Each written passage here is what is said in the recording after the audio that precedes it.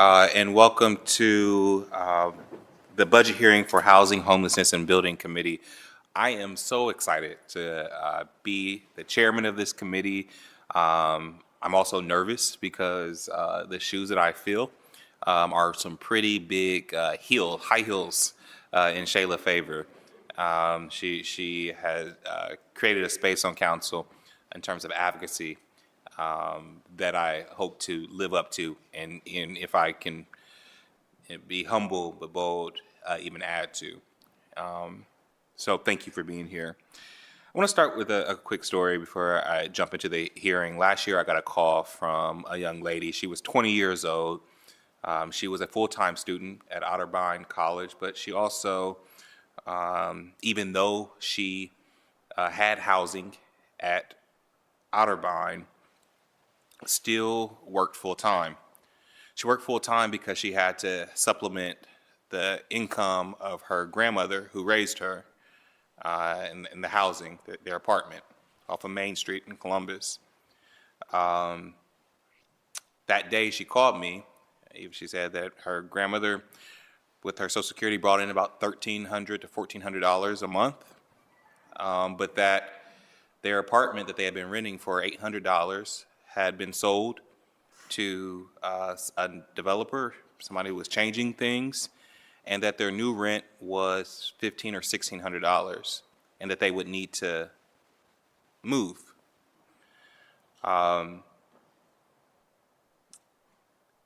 That young lady was my niece, and that grandmother was my stepmother. Even the city council president is going to be close to this issue.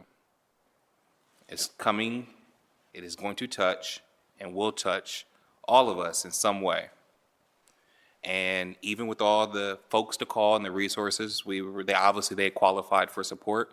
We were able to get them one extra month, I think, maybe 2 months gap to stay in that apartment, but they still had to find an apartment and move. And they were a success story. The grandmother did not become homeless, but they moved far away from the neighborhood that they had lived in. So that is the conversation that we're having today. It's a conversation that we will have as a community over the next coming years as Columbus continues to grow. And I hope that we all steady ourselves for the work that is needed to stop those stories, to slow them down at least. Like I said, every week I hear stories like this from people on the front lines of Columbus about Columbus's changing housing market. Folks who are priced out of being a homeowner because a new house in Central Ohio costs $500,000 right now, or folks moving back in with roommates or families because of rising rents. For many people, last year's property tax hike was the first big sign of the lopsided supply and demand for housing in our community. More and more people moving here while we aren't building nearly enough to keep up with it. When I think about what keeps me up at night, this is one of the biggest problems I think that we face. Columbus's growth is exciting, but if you call your friends in cities like Austin or Denver, my guess is unless they make about $150,000 a year, they don't actually live in the city of Austin or Denver. They've been displaced and they live 30 or 40 minutes outside of those cities. That scares me because I'm a kid from Southfield and none of my friends or families are going to make $150,000. And if we continue to grow like this, that means that those folks in the neighborhood that raised me won't be able to afford to live in the physical location, the place that we grew up in. This is the problem. Columbus and this council have made huge strides in the past few years. We, as a community, passed the $250 million affordable housing bond dollars to increase the supply of new housing. We passed new tenant and renter protections. We rezoned major transit corridors of our city so we can build dense mixed-use neighborhoods. But the need remains extraordinary, and so our commitment to do more must also be extraordinary. We see it in the numbers. Over the next decade, Columbus needs to add 100,000 homes to our community to help keep up with growth, on top of the 100,000 homes that other Central Ohio communities need to add around the region, 200,000 homes. Last year, Franklin County saw 25,000 evictions filed, the most ever in a single year. 25,000. That's, you can feel what we say, nationwide arena with the amount of folks, homes, houses that people were kicked out of, or evictions filed.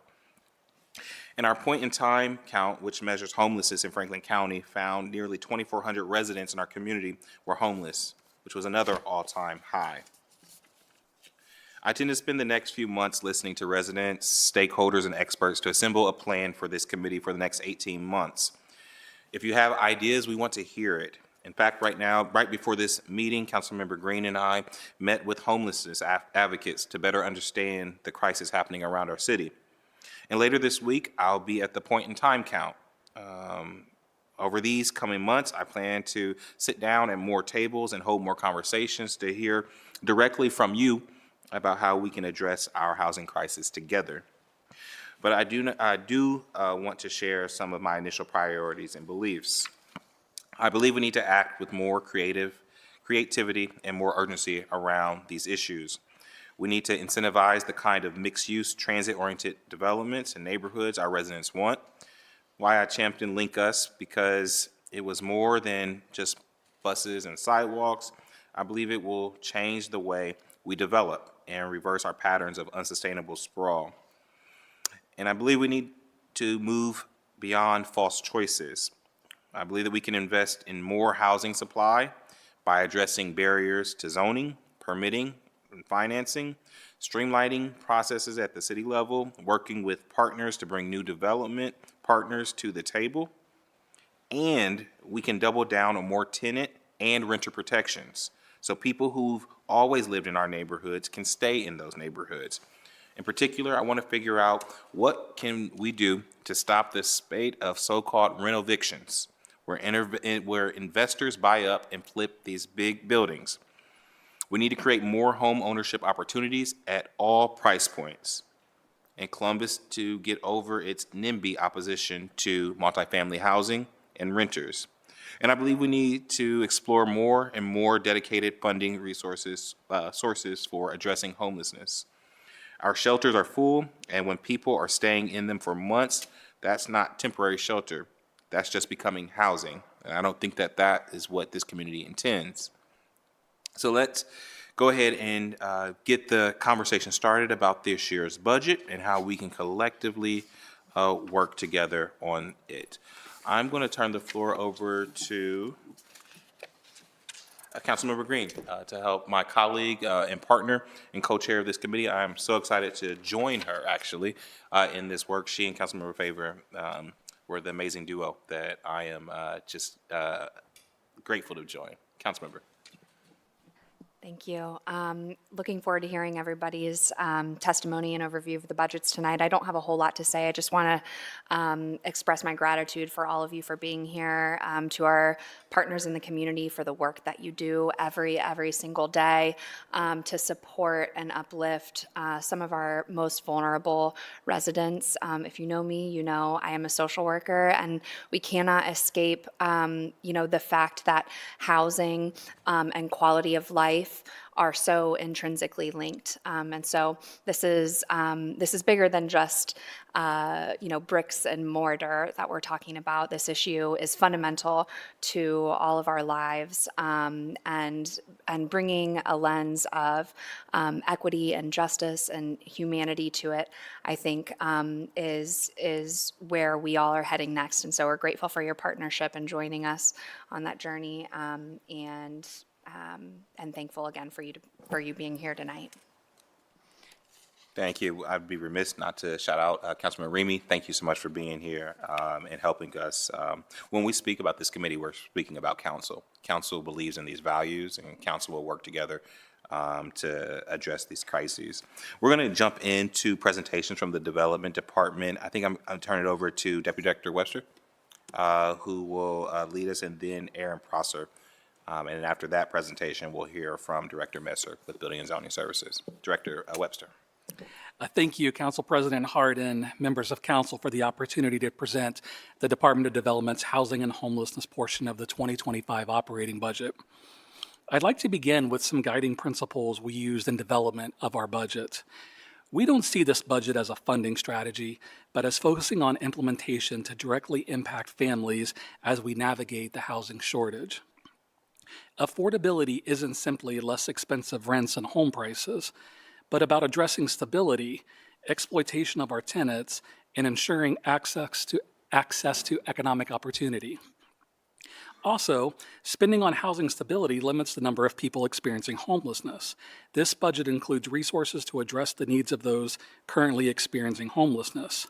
Housing is a regional issue, and while the City of Columbus has led the efforts to support the shelter system and increase the amount of affordable housing, we need our municipal partners, the county and other stakeholders, to join us in that support to meet the expanding challenge our community faces. All right, our general fund proposed totals $34.5 million for all divisions within development. Of that, $13.8 million is for staff and operations, and $19.8 million is for programmatic cost. Our housing division uses general funds largely for staff and support funding, enabling them to spend upwards of $70 million in bond and entitlement funding. This year, our housing budget is proposed at $4.2 million and includes $3.3 million for staff and $900,000 for services. There is a slight reduction in staff cost, just under $500,000, that is a result of transferring lead staff from the general fund to the new lead grant. In 2024, there was a gap period between the 24 grant and the new one, so we put all the staff on the general fund. Our homelessness budget is proposed at $6.1 million. This includes just under $500,000 for staff, $5.3 million for CSB permanent supportive housing, and $325,000 for environmental remediation. Collectively, we spend upwards of $10.3 million in general funding to give ourselves the ability to invest upwards of $90 million annually in all funds for the needs of housing and homelessness. Looking back, since 2018, we have annually proposed approximately $5.4 million for homelessness assistance from the general funds. However, we use funding sources to accomplish all of our objectives. On average, our annual spend is approximately $10 million, with some years as high as $14 to $18 million. I'd like to turn it over now to Aaron Prosser to talk more about the actual programming. Thank you. Thank you. Chair Hardin, members of council, appreciate the opportunity to be here tonight. As Bill mentioned, the operating budget for us really focuses on the staff that we have in the Department of Development, who are tasked with deploying a lot of resources, both federal and state, as well as the local bonds that were approved by our voters. And so I wanted to talk a little bit about the outcomes and the impacts that our staff has on meeting the needs of our housing challenges. A lot of times over the last few years, I've been with you to talk about supply and how important it is to make sure that we have enough housing. Tonight, I really get the opportunity to talk about the investments we make in what we refer to as kind of big A affordability, income restricted and protected units, and the way that we work with our partners in the development community to bring those units online. When we talk about affordable housing, it is probably the most common question I get is that, what do you mean by affordable housing? And what I like to talk with folks about is, one, we don't want your family housing cost burdened, right? We don't want you paying more than 30% of your income on your housing. However, it's also really important, Councilmember Hardin, you mentioned in the story that you shared that proximity and location was also important. And so when we think about affordable options, I also want to make sure that you have access to schools, to jobs, to healthcare you may need, or just proximity to family that may be helping support you. You should have affordable options throughout our city so you can make the choices you want to make for your families.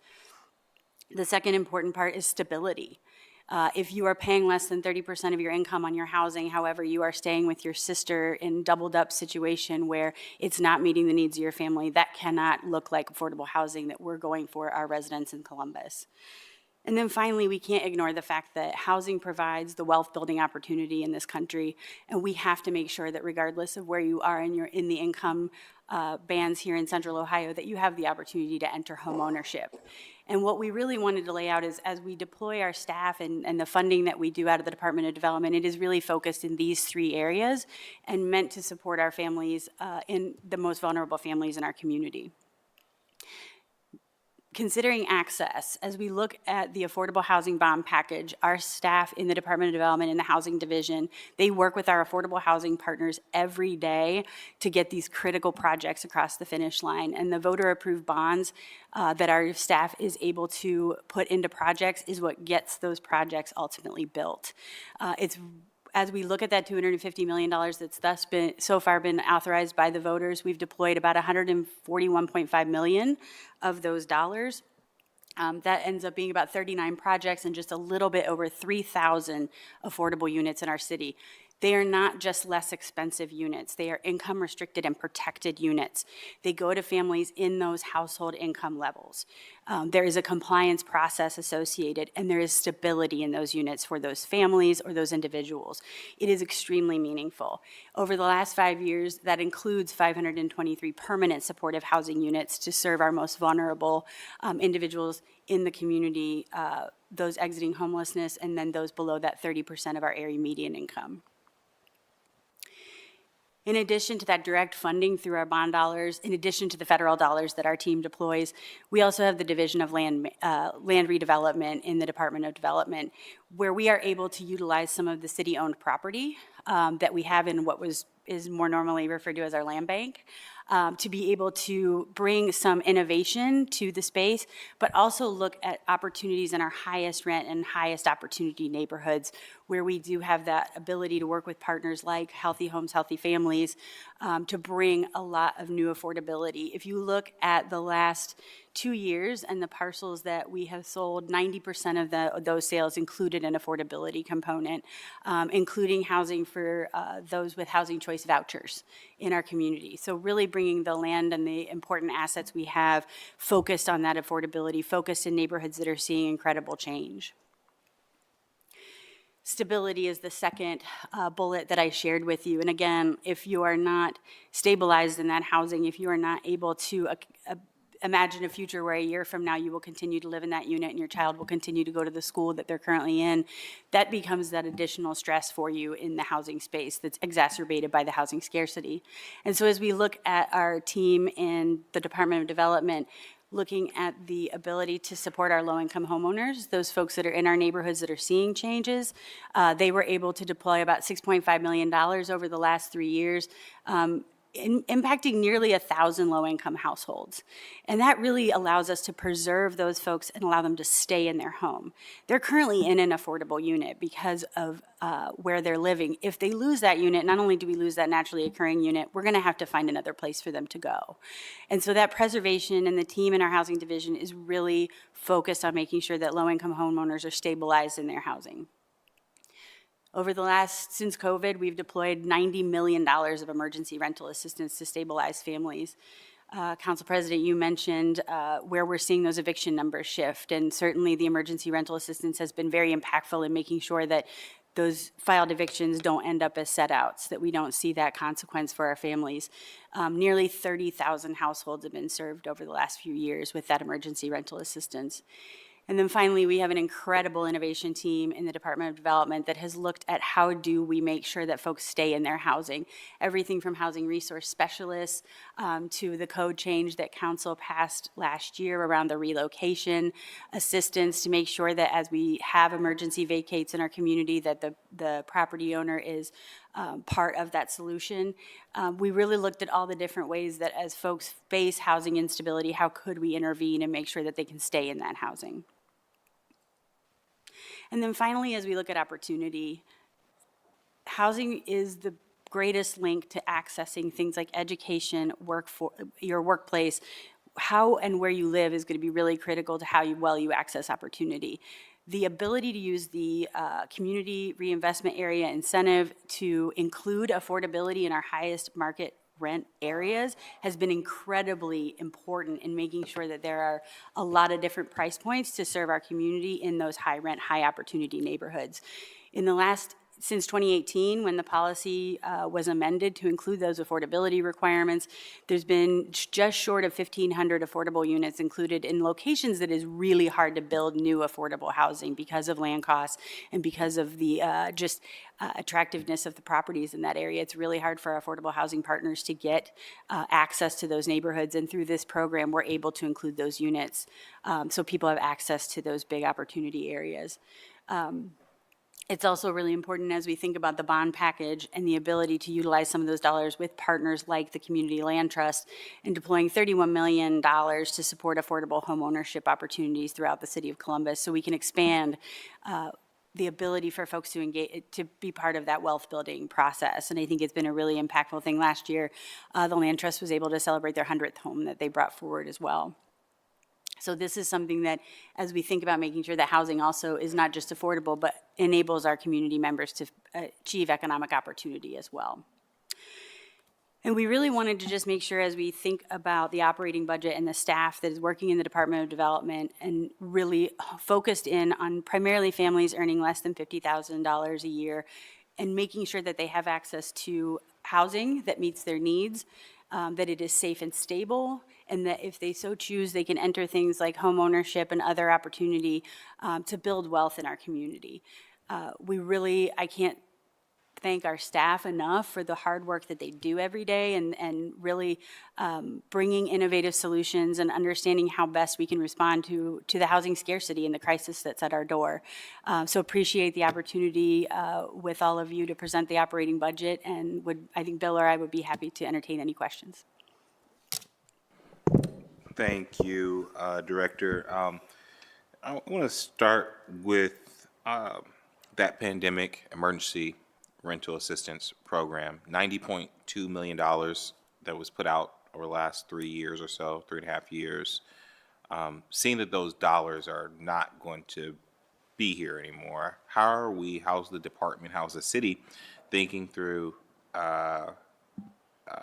what support in keeping folks in their homes will look like without that funding? Certainly, and it is something that is facing a lot of cities around the country, in that there were federal funds available to help support. And as you can see from those numbers, it's quite an large amount of resources that's required to support those families.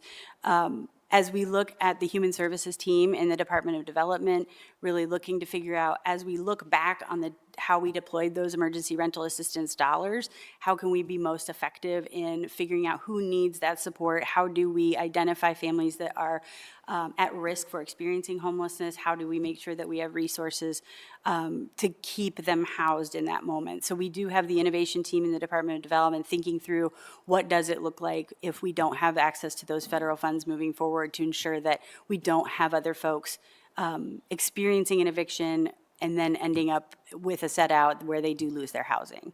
So it is an issue that we're focused on. We do have a really incredible innovation team that is focused on how do we look at that. But it is also something that, as we look around the country, other cities are starting to understand how they're going to respond to that void of federal dollars. Thank you. Thank you. Council wants to be a partner in that work. We obviously, those numbers show that the need is there. And so as we are innovative on the local level, I think council wants to be a part of that conversation. In December, council passed the Access to Counsel ordinance in partnership with the administration. Can we talk about the future funding for tenant legal representation at eviction court?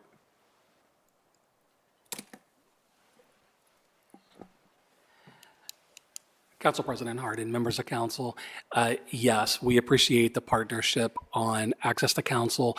We are working with our current budget allocation to try to fund as much of that program as we can during 2025, with the ability to have the additional conversations going into the next operating budget to make sure that we're building off of the foundation that we create this year. Thank you. Council members have any questions? I have more, but I just want to give you opportunity. Earlier this year, the Focus Strategy Report was released and provided a number of pathways forward to deal with our increasing homelessness population. How is the Development Department planning to act on those recommendations? Do we agree with them as being the pathway forward? And if so, or if not, how are we squaring ourselves or putting us on a pathway to move that strategy forward?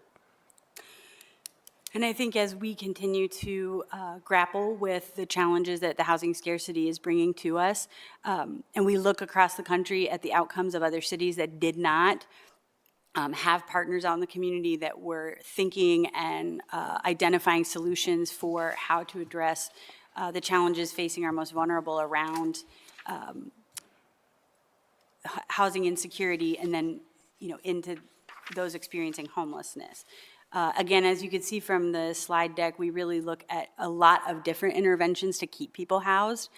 That's something that is really important as we think about not increasing the number of folks experiencing homelessness. I know that as we think about how we get more permanent supportive housing units across the finish line, they're among the most challenging housing projects to deliver. And we are looking with partners throughout the community to identify how can we make those projects get completed. They're challenging from a financial standpoint, but not something that we can't overcome if we start to work with those partners and understand how to do that. I think as we look at innovative solutions around how do we identify ways to have people housed well in a period of transition, I think those are all things that we're open to and look forward to working with our partners on those different solutions. Thank you. And I think that we'll hear from CSB this evening because, as I've said before, homelessness is not a CSB issue. It's a city and county issue. We created them all those years ago so that they could help us do the work that is ours, which is making sure that our folks aren't on the streets. And so it is critically important that we stay right there with them as we work on this crisis. So thank you. My last question is, next week we will bring forward ordinance 3457. This is a rule change on council's agenda. Just wondering if you could speak to that rule change. I certainly can. Chair Harden and members of council, we are bringing forward a code change to City Council to respond to more opportunities for affordable home ownership. The code as it's written today, our residential tax incentive code as it's written today, does not include flexibility on a requirement that is really meant to make sure that we don't have overburdened homeowners as we look at affordable home ownership.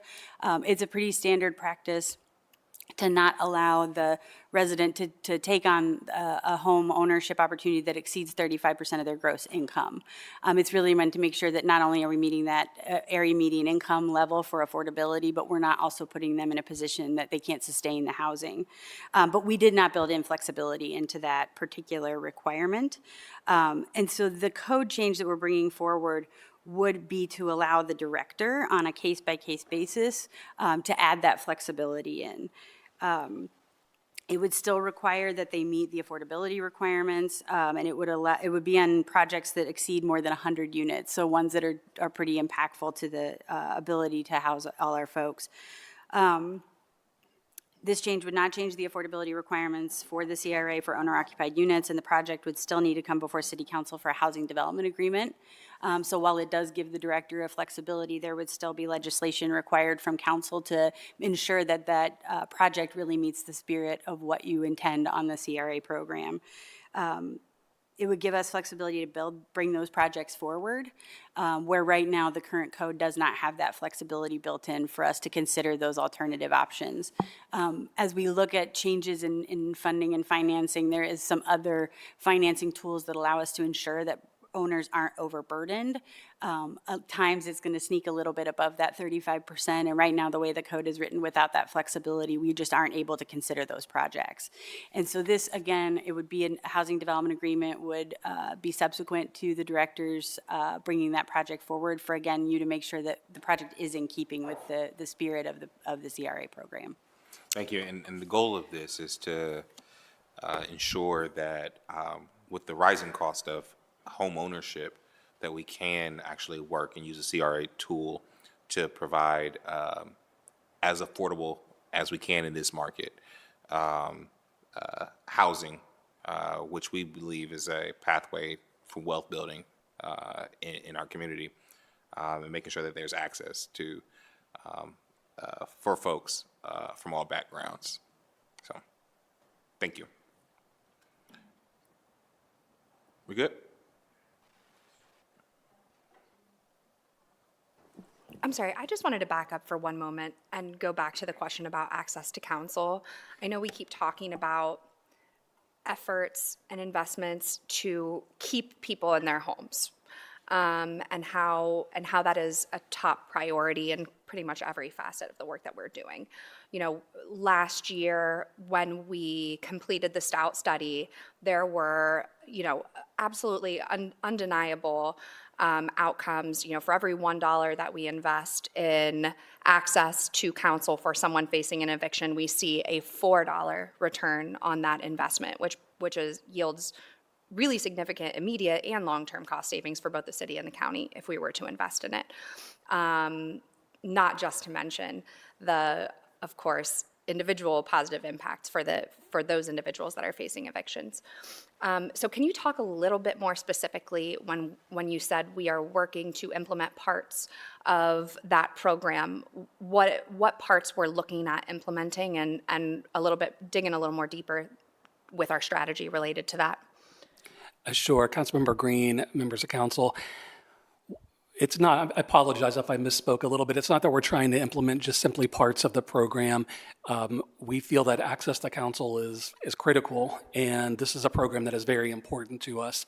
Funding for the program was something that we included in an expansionary item that unfortunately we did not get, but the department is committed to funding the program, and so we are waiting for the operating budget to wrap up, and then we will put our mind toward what is our funding plan to ensure that this program moves forward as planned.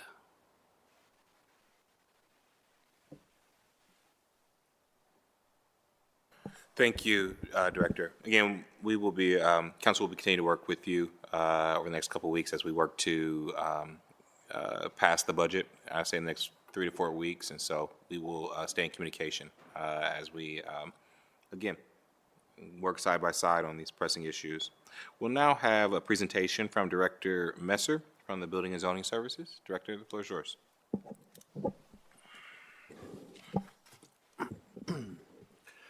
President Harden, Councilmember Ramey, Councilmember Green, thank you for having me here tonight and giving me the opportunity to present Building and Zoning Services 2025 budget. Before I go over a couple of slides and talk about some of the specific numbers, I just want to highlight a few things. Prior to the last couple of years, Building and Zoning Services was completely funded through what's called the Development Services Fund. That fund is exclusively provided for by the permits, fees, monies that we collect in the Building and Zoning Department. So prior to the last couple of years, we weren't on the general fund at all. It wasn't subsidizing any of our operations. However, that has changed recently. So those fees still go to the Building and Zoning Services Department to support all the permits and those activities, but we also now have code enforcement, which was moved over from the Development Department, and general fund dollars that support that division came with that division. And we also have licensing and weights and measures, which moved over last year from the Department of Public Safety. It also has general fund dollars that support that operation. So going into 2025, our budget looks a little different, and then it has a hybrid of both development services dollars that we collect, which, by the way, are done through a fee schedule that's passed by City Council and sets the fees that we collect. So once we do the permit volume and once you collect those fees for a year, that ends up being the revenue to that fund in any given year. So when I go through our numbers, I'll try to highlight exactly what services are for general fund and what services come out of the Development Services Fund, which is the permit fees. So let me So on the first page, what you'll see there is, you'll see that that first column says general fund for building and zoning. That is essentially licensing and weights and measures. So licensing and weights and measures came over to our department and became a part of building and zoning with its general fund dollars. So we now have $2,414,202 in the general fund that supports licensing and weights and measures. Underneath that, you'll see the remaining parts of development services fund that support building and zoning. So the total there is $32,311,093. So together, we have a $34.7 million budget for building and zoning services. The department also supports a lot of other areas of the general fund out of those development services dollars. So anyone around the city who's involved in the private development process, building and zoning services covers their costs as well. So we spend about $1 million covering employees in public service, employees in rec and parks, the fire division, a number of employees around the city that work in private development. They might be assigned to those departments, but we cover their cost. You'll also notice that, I have a highlight on that slide about interns that we hire from Fort Hays. I just highlighted that program to let all of you know that a few years ago, we amended our development services fund to acknowledge that some of those monies should be used for development and training and really looking at job creation and looking at the future and recognizing that while we are a regulatory agency, we also are committed to a certain mission, which is to build a better city and to make sure that our city is safe, and the quality of our contractors and the people who do the work in the city is of high importance. It makes a big difference as we move forward. So we have invested dollars in a variety of different ways to help with training and development and workforce creation, and even trying to help our own department become more diverse and looking to the future. So we have a great program with Fort Hays where we really look to partner with them to train our next generation of contract workers. We even hire some interns and even hire people directly into the Building and Zoning Services Department out of high school to be building inspectors. So we're really excited about that program. If you look at the next slide, this is Code Enforcement Division. So as I said before, Code Enforcement also is general fund dollars support that division. You'll see at the first half of there, $8.1 million is essentially what gets given to us by the general fund to support our Code Enforcement Division. It's also subsidized out of the Development Services Fund. 20% or $1.8 million is paid for by the Development Services Fund. The reason for that is an acknowledgement that code enforcement, they also do zoning enforcement, which is in the Building and Zoning Department. And so about 20% of their activities really involve zoning and zoning enforcement. And so we pay for those enforcement services that revolve around the zoning code. So the total budget for them is $9.9 million, really close to $10 million for once you add in what they get from the general fund and from Development Services Fund. A couple of highlights there is I do want to mention that we have 3 new positions in code enforcement that are really all about supporting some of the various housing initiatives that were passed last year, really focused on fair housing. Things like retaliatory eviction, rent increase notification, third-party payments, pay to stay, all of those initiatives fall into code enforcement to enforce. And so we added a few key positions specifically to focus on those areas going forward in 2025. So this last slide is really just a summary of what I just went through. And you can see that essentially for all of building and zoning services, we're at $44.7 million. 10.5 comes out of the general fund, like I said, to support both licensing and weights and measures and code enforcement. And then the remaining $34 million comes out of the Development Services Fund, 32 to support development services and building and zoning, and 1.8 to support code enforcement. And that's how you get to our total numbers for the year. Couple other things that, and before I see if you guys have any questions, I just want to highlight some of our sort of key initiatives and priorities for 2025. As you've all heard and been involved in, our zoning code update is probably the most important thing that we've been working on really for decades in my department. And so we completed phase 1 last year, very excited about that. Council President Hardin mentioned what we did along the corridors, rezoning there to allow for a lot of mixed-use districts. We're pretty excited. We've seen probably about 45 new projects along the corridors since we passed that legislation, only a few of which are focused on housing, but it takes a bit of time for those parcels to really start to produce the kind of housing that we're hoping will come from those zoning changes that we made, and we're excited to see what this year brings in terms of new projects along the corridors. At the same time, we're really in the next couple of weeks, we're going to be passing a new update to that zoning code, really doing a resolution to signify what some of those changes might be. You'll be hearing more about that in coming weeks. And then later this year, going into next year, we hope to be talking about phase 2, another larger phase of the zoning code update. So it's going to be a project that takes place over time, but we're really excited about the support we've received and really excited about the change in direction that's going to allow. And it's really focused, this first phase was very much focused on housing, so we're really excited about the fruit that that's going to bear. I also want to mention a variety of registries that we're starting in 2025. We have a new foreclosure registry that's going to track all properties that go into foreclosure. We have a new vacant property register that's going to require property owners to register their property with us if they're vacant, with the hope that we can work with them to make those properties more productive.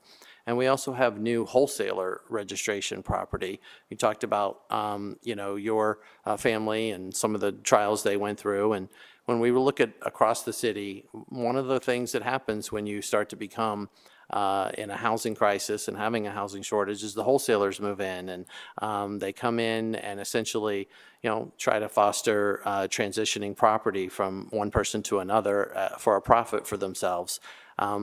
While the concept itself may not be illegal, there's a lot of questionable activities that go along with this wholesaling business. And our intention is to have all of those people who are acting in the wholesaler industry to be registered with us so we can begin to monitor the activities and make sure that legal issues are looked into and proper requirements are followed in this business activity. So we're excited about all of those registries. And we also intend to completely focus on technology as we have for many recent years. We've really taken all of our products and moved them online. We took millions and millions of building plans and scanned them electronically so we can store them into perpetuity. We are now offering over 80% of our services are done online. We used to maybe have 300 or 400 customers a day that would have to come to the front counter of building and zoning services. Now we maybe do 50 customers a day. So most customers do all of their services online now. Just to give you an idea of what that means is, we issue over 50,000 permits a year in building and zoning services. We do over 100,000 inspections every single year. So when we allow those services to be applied for and purchased online, it's a huge convenience to our residents and our customers. And so we're going to continue to focus on that. And finally, I just want to highlight a couple of things that we've done around housing in our department. We instituted 2 new sections of project managers who are specifically devoted full-time to helping our housing projects get through the system faster. So I have folks in zoning that are dedicated to making sure our housing projects, if they do need zoning action, that they get through as fast as possible. Last year, we were able to cut the average timeline for zonings for housing projects almost in half, which saves several months of time per project to get those projects online faster and to market faster. And we also have a whole section of folks who guide projects through our permitting process. We instituted the first expedited plan review process last year for housing projects to get through city reviews as fast as they possibly can. So we're trying to do our part to help the housing as much as we possibly can. And obviously, along with the zoning code changes, our hope is to do whatever we can do to help housing projects get to market as fast as possible. The last thing I'll mention is just a sort of a tangential comment about code enforcement. One of the things that people maybe don't realize when you get into a housing crisis like we're in right now, when we have such a problem, it has other unintended consequences. So what we've seen is a pretty big spike in a lot of our multifamily properties having code enforcement issues, not being repaired, not being maintained as they should. Part of the problem is these landlords don't necessarily have to make those repairs. They're still full. There's so many people demanding housing that you're not really in a competition situation where landlords and property owners are forced to maintain their properties in the way that they should, because people have nowhere else to go a lot of times. And so it's really been a burden on our code enforcement offices to just stay on top of certain properties and make sure that we do everything that we can do to hold landlords and property owners accountable. And with that, if there's any questions, I'd be happy to answer them. Well, thank you, Director Messer.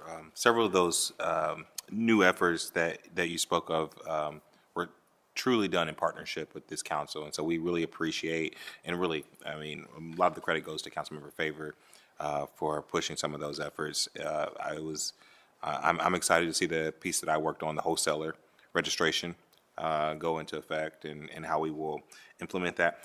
The two questions I had, you kind of hit on the last two pieces. One was the housing enforcement team, and I think that you talked about that.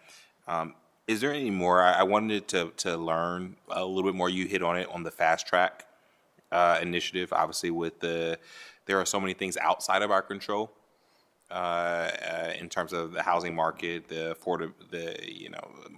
labor, how much it costs to buy the materials.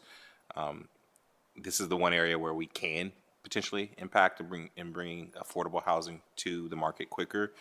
How is it specifically going? Have we seen success in actually moving projects forward? And how are we going to talk about that or how do we see it in our full toolbox of affordable housing? Absolutely. It's been a priority of mine for the last 12 to 18 months. As I said, if you talk about specifically zoning, the reality is hopefully with a lot of our zoning code changes, projects won't even have to go through the rezoning process that they go through today. But we're not quite there yet. We still had projects last year that needed to go through the zoning process. Almost all of your housing projects and your larger projects in the city have some sort of zoning action that needs to be done. And so that typically, our average time was between seven months, right around there was the average that it would take a project to get through the zoning process in prior years. With the project management team, what we're focused on is getting through our area commissions as fast as possible. If they have to go to development commission, all of the different timelines of other department reviews that have to go into zoning, whether it's traffic studies and traffic management. And as you mentioned, there's a lot of moving pieces. But we were able to get that timeline, like I said, cut down to just over 4 months on average last year. And so it made a huge difference. Like I said, maybe about 40% reduction in the average time that a project took to get through the zoning process. Now, in addition to the zoning process, most of these projects have to go through regulatory reviews across the city. Like they'll have to go through the Public Service Department for if they involve right-of-way issues. They have to go through utilities on stormwater and water supply. They have to go through fire for fire hydrants and different things like that, recreation and parks. So these projects have to be routed across the city. So we implemented an expedited review process that again, takes those projects through a targeted process of 4.5 months from start to finish, whereas typically those can take up to a year. So whether it's through project management or through expedited review, I have monthly meetings with the industry where I bring in experts who do a lot of these projects from the outside, and we partner with them to just triage project after project. How could we do better? How could we have been faster? What can we do differently?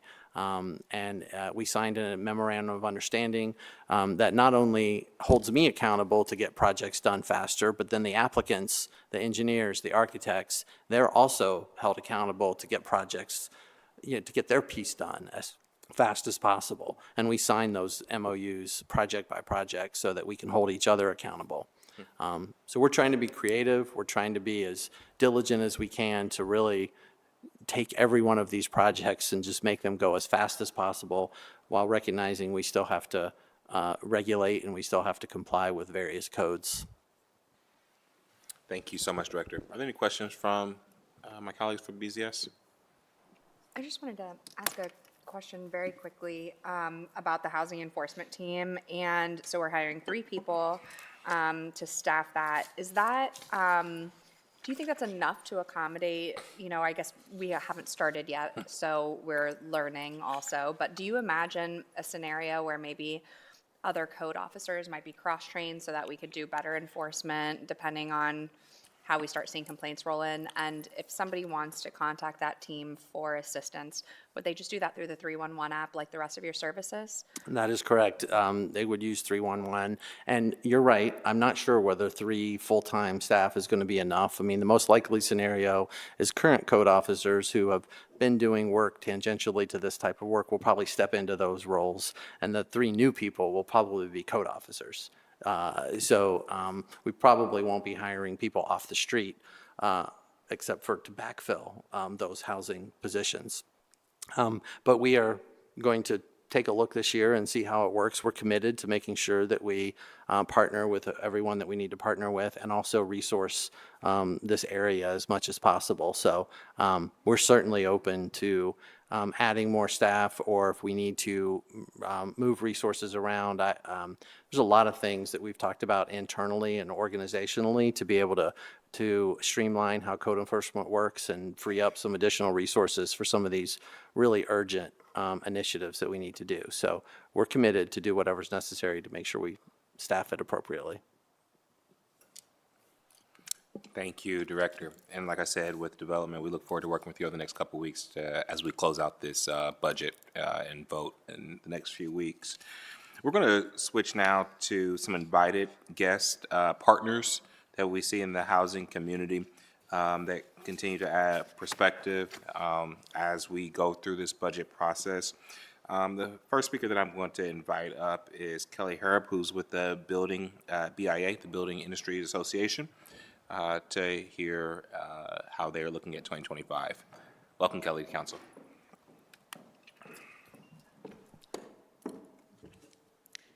Council President Hardin and Chair, Vice Chair Green, and Councilmember Remy, thank you for inviting us to testify about the importance of creating housing in the city of Columbus tonight. My name is Kelly Harrop, and I'm the Government Affairs Director for the Building Industry Association of Central Ohio, also known as the BIA. The BIA has represented the Columbus region's residential development and construction industry for over 82 years. BIA members include developers, builders, professional design services, subcontractors, and suppliers. It is no secret the city of Columbus is facing a housing crisis, and we applaud Council's efforts in taking a multifaceted approach to ease the struggle of many Columbus residents are facing, by passing progressive and much-needed legislation to make all types of housing easier to build and more accessible. This legislation includes, but is not limited to, the citywide CRA, cooperation with developers on city bond issues, and updating the zoning code. But please, allow me to provide some context as to why we need to keep our foot on the gas pedal and continue to do more to ease these struggles. Columbus is expected to grow exponentially in the next several years, adding an anticipated 3,000 357,000 new jobs by 2050, which equates to approximately 1 million new residents residing in the Columbus metropolitan areas. One of my favorite quotes that I have learned during my brief time at the BIA is, "A home is where a job goes to sleep at night." Let's take a moment and unpack that together. In the early 2000s, Columbus was adding approximately 16,000 new units to the market each year, with 20% less population than what we have now. In 2023, we added approximately 11,000 units. One only need have a basic understanding of supply and demand to realize the alarming disparity that exists in today's market. This will only be compounded given the expected growth in the region. The BIA estimates that by 2032, housing permitting must increase approximately twofold from recent trends to meet the market need for over 100,000 new housing units in the next decade. Fast forward even more to 2050, in combination with projected job growth, there is an estimated need for 272,000 new housing units. Simply put, we do not have enough available units to meet the fast-growing demand of Central Ohio residents. Growth is an exciting problem for our region to have, but nonetheless a problem. In the Central Ohio region, the compounded annual growth rate in home price is more than 3 times the compounded annual growth rate in the median household income. What does that mean? 70% of American households cannot afford a market rate house. Let's localize that even further. In 2023, it was estimated over 52,000 Columbus residents were spending more than 50% of their income on housing. This goes beyond the definition of housing burden, which is spending more than 30% of one's salary on housing. Based on all the aforementioned statistics, one would think a solution is simple, right? Build more houses. But if it was so simple, and we know the demand is there, why aren't we seeing an increase in supply, and how do we solve this problem? If I have learned anything as the Government Affairs Director of the BIA, it is that it is incredibly hard to build housing units of all types in Central Ohio, from affordable units to workplace housing to luxury housing. Senior housing, developers are facing barriers. In 2024 alone, the cost of material increased by 7%. In addition to increased material costs, a growing city is often competing statewide for a number of limited housing tax credits that are often relegated to rural cities with much larger amounts of poverty. Without things such as the expansion of the citywide CRA, projects for our developers simply do not pencil out. More than anyone, this hurts emerging, small, and minority developers who simply cannot afford the increased cost without some sort of governmental assistance. Another reason housing is hard to build is due to exclusionary zoning and the general NIMBY sentiment that we are seeing in Columbus neighborhoods. Many projects are getting caught up in tedious bureaucratic approval and variance processes needed to even get shovels in the ground. As we all know, time is money, and this certainly applies to housing. The more time a project is held up, the more regulatory requirements there are, the more expensive our housing becomes. This again hurts our emerging small minority developers who simply do not have the funds to weather a bureaucratic storm. We would like to commend the council, the mayor's office, for the hard work Building and Zoning Services Director Scott Messer has done to find a way to streamline processes and expedite reviews and inspections. As council again seeks to make housing a priority in 2025, we urge you to look inward and curb policies that would make housing more expensive. While we understand the desire of the city to be leaders on matters such as green building infrastructure, the city cannot prioritize these initiatives on the backs of Columbus residents already struggling to pay for adequate housing and to put meals on the tables for their families. Increased regulation and standards leads to cost, and above all, we at the BIA believe housing is a human right, and council must separate their lists of wants from needs to truly increase housing numbers throughout the city and reduce rental costs. We at the BIA are committed to being strong partners as we seek to address the housing crisis in Columbus, but we challenge council to also be an equitable partner to cut regulatory red tape to save residents money. In conclusion, we have a housing problem in Columbus. There is increasing demand for housing with stagnant wages and not enough market supply. We must redouble our efforts for all our activity to date has yet to achieve the needed outcome of more housing. We commend the city for taking progressive and creative approaches to solve this problem and appreciate a seat at the table as we continue to work to find additional solutions to address it. We all share the belief that each and every resident of Columbus deserves to have a safe and affordable residence to come home to each night, and we look forward to helping you materialize this goal. Thank you. Thank you so much, Kelly. And thank you so much for your advocacy. I think it has been a partnership over the last several years. Any policy that we work towards, we see BIA as a critical partner. So in addition to your advocacy to council about what we should and should not do in-house and with regulatory, what does your advocacy look like at the regional level and the state level to help? Because we don't believe that this is an issue that Columbus can solve on its own. Yeah, absolutely. So the BIA is the local chapter of the Ohio Home Builders Association. So they have lobbyists working at the state level with now Speaker Huffman to continue to look at ways to cut costs. The BIA last year released a zoning white paper that provided suggestions to the Ohio legislature about how we can move housing forward. Some of those included limiting townships zoning. Ohio is only one of 2 states that allow that, the other being West Virginia. And we see a lot of projects getting caught up by regulatory processes that maybe people going through them don't understand, and the members themselves implementing those processes don't understand because it is such a small jurisdiction. And they don't have the staff to, go through big projects at the speed, a city like the city of Columbus does. So we continue to work on those levels and to advocate for things like that, that continue to, release OFA funds, things like that, that continue to spur housing, not only in Central Ohio, but across the state. Thank you so much for your partnership. Councilmember, do you have any questions? Thank you, Kelly. The next speaker to come before council is Ms. Carly Booz from the Affordable Housing Alliance of Central Ohio.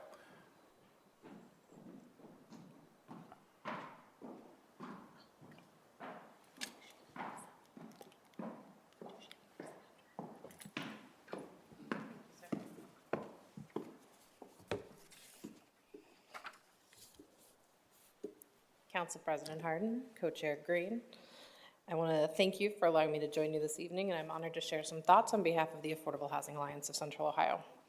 First and foremost, we do want to thank the City of Columbus for its ongoing commitment to ending housing insecurity. As I have said before, our country's housing market was not broken by one policy. It's not going to be put back together by one policy. That's what makes the City of Columbus's comprehensive, innovative, transformative approach to inclusion such a powerful model for the rest of the nation. In just the past few years, you have raised housing bonds to help lower housing costs. You've begun a zoning modernization project to pull our housing laws into the 21st century. You strengthened our tax policy to expand and deepen affordability. You led the country in administering the emergency rental assistance program both equitably and efficiently, and you advanced individual rights to fair and decent housing. As a result of this persistent effort, Franklin County's rate of severe housing cost burden, the proportion of residents who pay more than half of their income towards housing, dropped yet again last year. In fact, over the last 7 of 8 years, Franklin County has reduced the number of families in severe housing distress. I am tempted to say that we are the only growing city in the country who can make that claim. But until that number drops to 0, there is certainly more work to do, and we know that the headwinds are strong and getting stronger. This budget represents an immense opportunity for us to fortify our city, to continue our progress, and to close more gaps. We believe that opportunity is appropriately reflected in the budget staffing commitment to continue the zone-in effort. While the first phase of that project focused on growth in our transportation corridors and our job centers, the next phase holds the stunning power to return choice to people, letting families decide for themselves what kind of housing best fits their needs, their desires, and their budgets. Across the country, we have seen that accessory dwelling units can be a prescription for our caregiver crisis. We see that classic workforce housing like duplexes and triplexes can help shut the door on rising prices. We see that the Yes in God's Backyard movement empowers faith groups and other nonprofits to serve both their congregants and their clients in bold new ways. And we see that creating homes in tired strip malls breathes life back into neighborhoods and into small businesses. This budget gives Columbus the ability to explore each of those ideas and localize them in ways that are wholly Columbus. To build our resiliency is absolutely crucial. Housing experts across the spectrum predict the coming years to be a time of volatility and instability in housing markets. Prolonged high interest rates, major shifts in federal policymaking, and judicial reinterpretation of long-standing civil rights laws all stand to impact our housing at the local level in innumerable ways. To navigate through this uncertainty, businesses will certainly hire consultants, governments will certainly hire analysts, but individuals need their own advisors to protect their rights and guide them through turmoil. Experts who are committed to advancing their needs exclusively. It is for this reason that AHACO strongly supports investments that will give effect to this body's landmark access to council law, ensuring that families facing eviction can get trustworthy legal advice and protect their constitutional rights. With over 25,000 evictions filed last year, as you noted, a harrowing record for our community, and the end of the federal emergency rental assistance program, this need could not be more pressing. For identical reasons, AHACO also supports greater investments in our housing counseling capacity to ensure that aspiring homeowners and existing homeowners alike, especially those from communities that have historically been locked out of homeownership, have independent guidance and reliable education during the greatest purchase of their lifetimes. Finally, I want to take a moment to amplify the needs articulated by the Community Shelter Board and the Human Services Chamber in last week's hearing. Housing stability requires a safety net that is strong enough to catch us when we fall and elastic enough to bounce us back to our feet. AHACO supports their efforts and thanks them for the incredible impact they create in this community. I want to thank you again for the opportunity to share some thoughts. I remain beyond optimistic that Columbus and Central Ohio will be the first to really conquer this challenge, and I'm excited for the year ahead. Go Bucks. Go Bucks. Thank you, Carly. And that's actually a really good segue into Shannon Isom, who's coming next. The one question I do have for you that, the city has put into our work, the development department, into buckets, the preserve, include, invest, and build. Where would you, if we're going to have limited resources, we're going to have, where would you prioritize? It might be a trick question, all of it, or is there one of those that council should pay certain attention to? So we have our own buckets. I feel pretty reassured that experts across the continuum name everything a little bit differently, but propose the same things overall. We tend to focus on building and development and construction and meeting the growth that is coming. We also have a really intense focus on home ownership and preserving access to wealth building.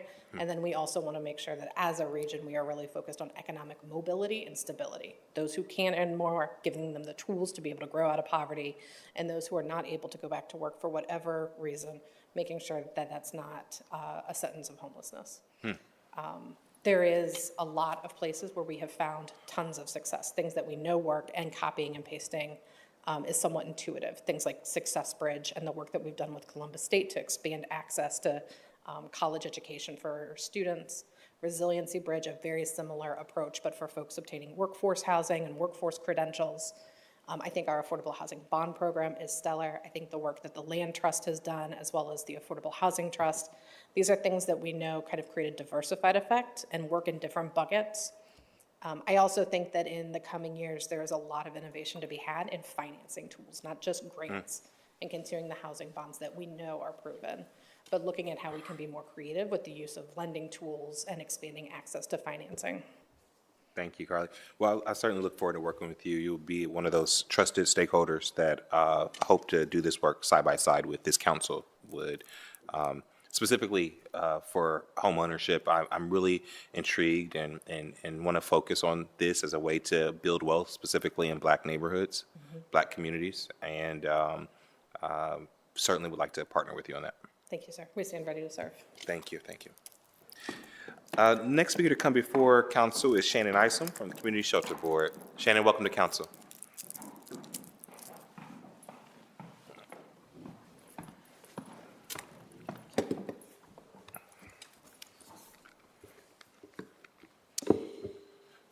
I join my friend Carly Boos in understanding that we are speaking about a very, very difficult topic because there's just not enough resources. But yet I'm hopeful. And we talk about hope a lot when it comes to this issue, but I know and I am excited that President Hardin, as well as Councilwoman Green, you all are joining an aforementioned stalwart in Councilwoman favor. And so I appreciate deeply your attention, your advocacy, and your questioning around this issue. I am Shannon Isom, the President and CEO of Community Shelter Board. We are first an iteration of both the county seat as well as the city, why we think hard and protect diligently HUD dollars that come into this community, and then amplify and activate other dollars that here we're deciding on, as well as what the business and the private communities add to. And it makes us a unique partner, but also uniquely situated across this country to solve this issue. So I would like to speak to you all about what particularly we need, not only to ready our system around housing and shelter, but also moving forward and what we need to solve and for a cure. I would like to spend a couple of minutes walking through slides, if that's okay. The first slide here, which you've heard me speak about, but I believe that transparency is important as we move through this crucial time, is where do the dollars go? And in many ways, Community Shelter Board is thought of as having a response readied for shelter, and we do. However, it is secondary to what we do primarily, which is housing. And for those in the back, if you can't see, 47% of our dollars are spent in housing, 34% of our dollars are spent within shelter and outreach.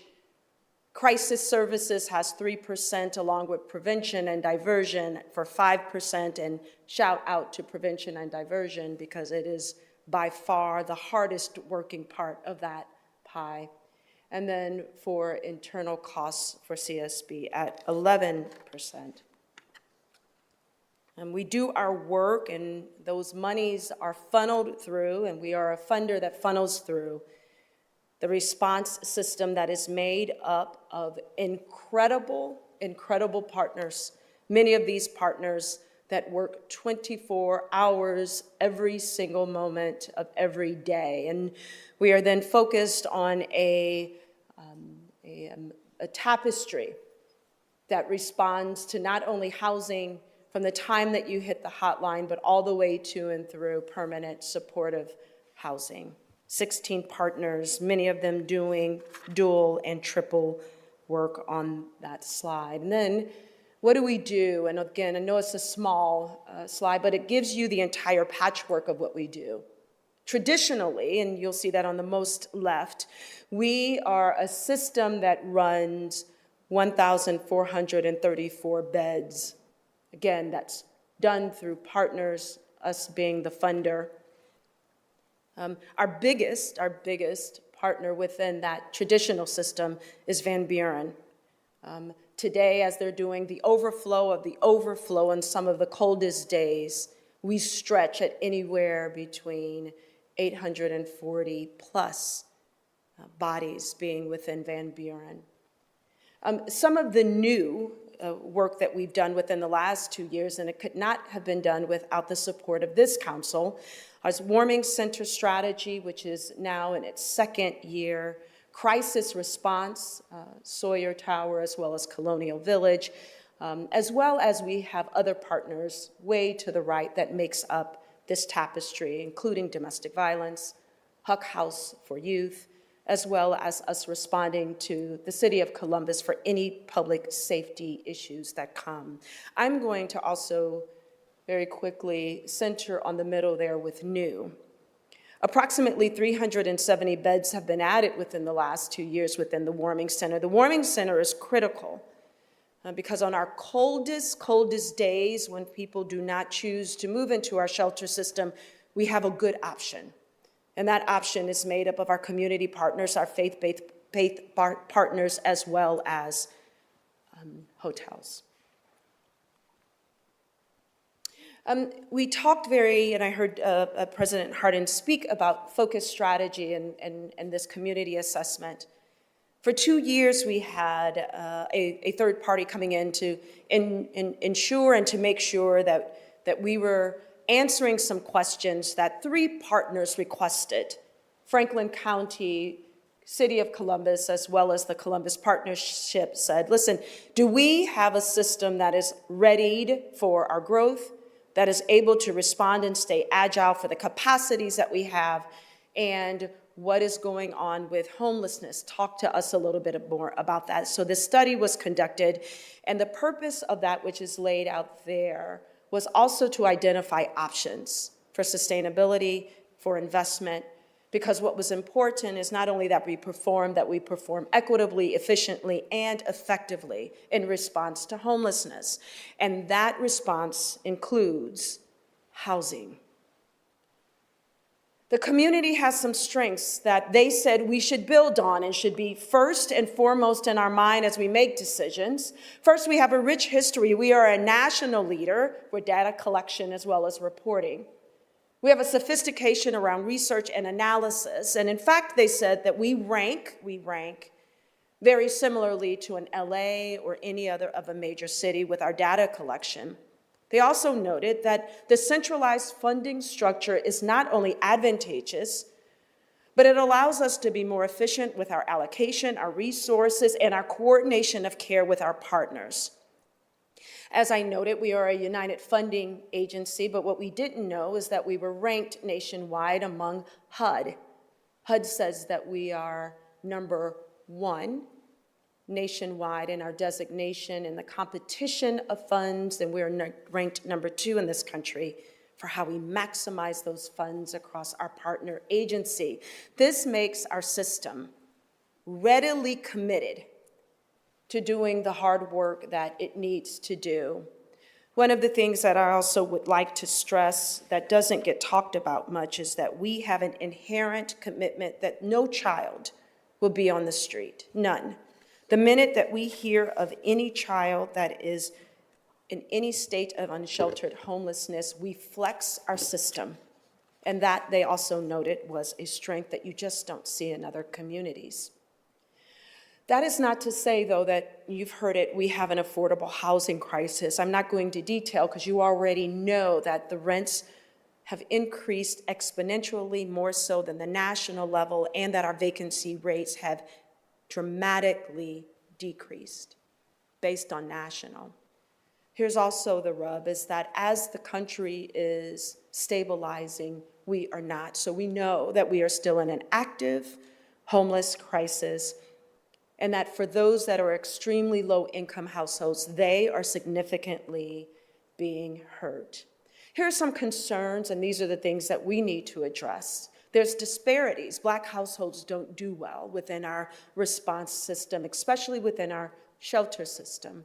We're not scaled for single adults, although we do really, really well when we see a child and how do we respond to families. They noted that we still haven't scaled well for the resources around adults, and that the system, particularly the shelter, is still relying, what we're talking about today, one-time funding. It is putting us not only at continued risk, but behind in the way that we can think contemporaneously about multi-year resources, funding, and strategy, and that our metrics then on how the system is performing is showing that as well. The model itself is unsustainable. It is unsustainable not because of we haven't put in good effort, but because we've relied very heavily on COVID funding. Really quickly, what this slide shows is that the blue is where we've relied on COVID funding. The yellow is private, the gray is our baseline.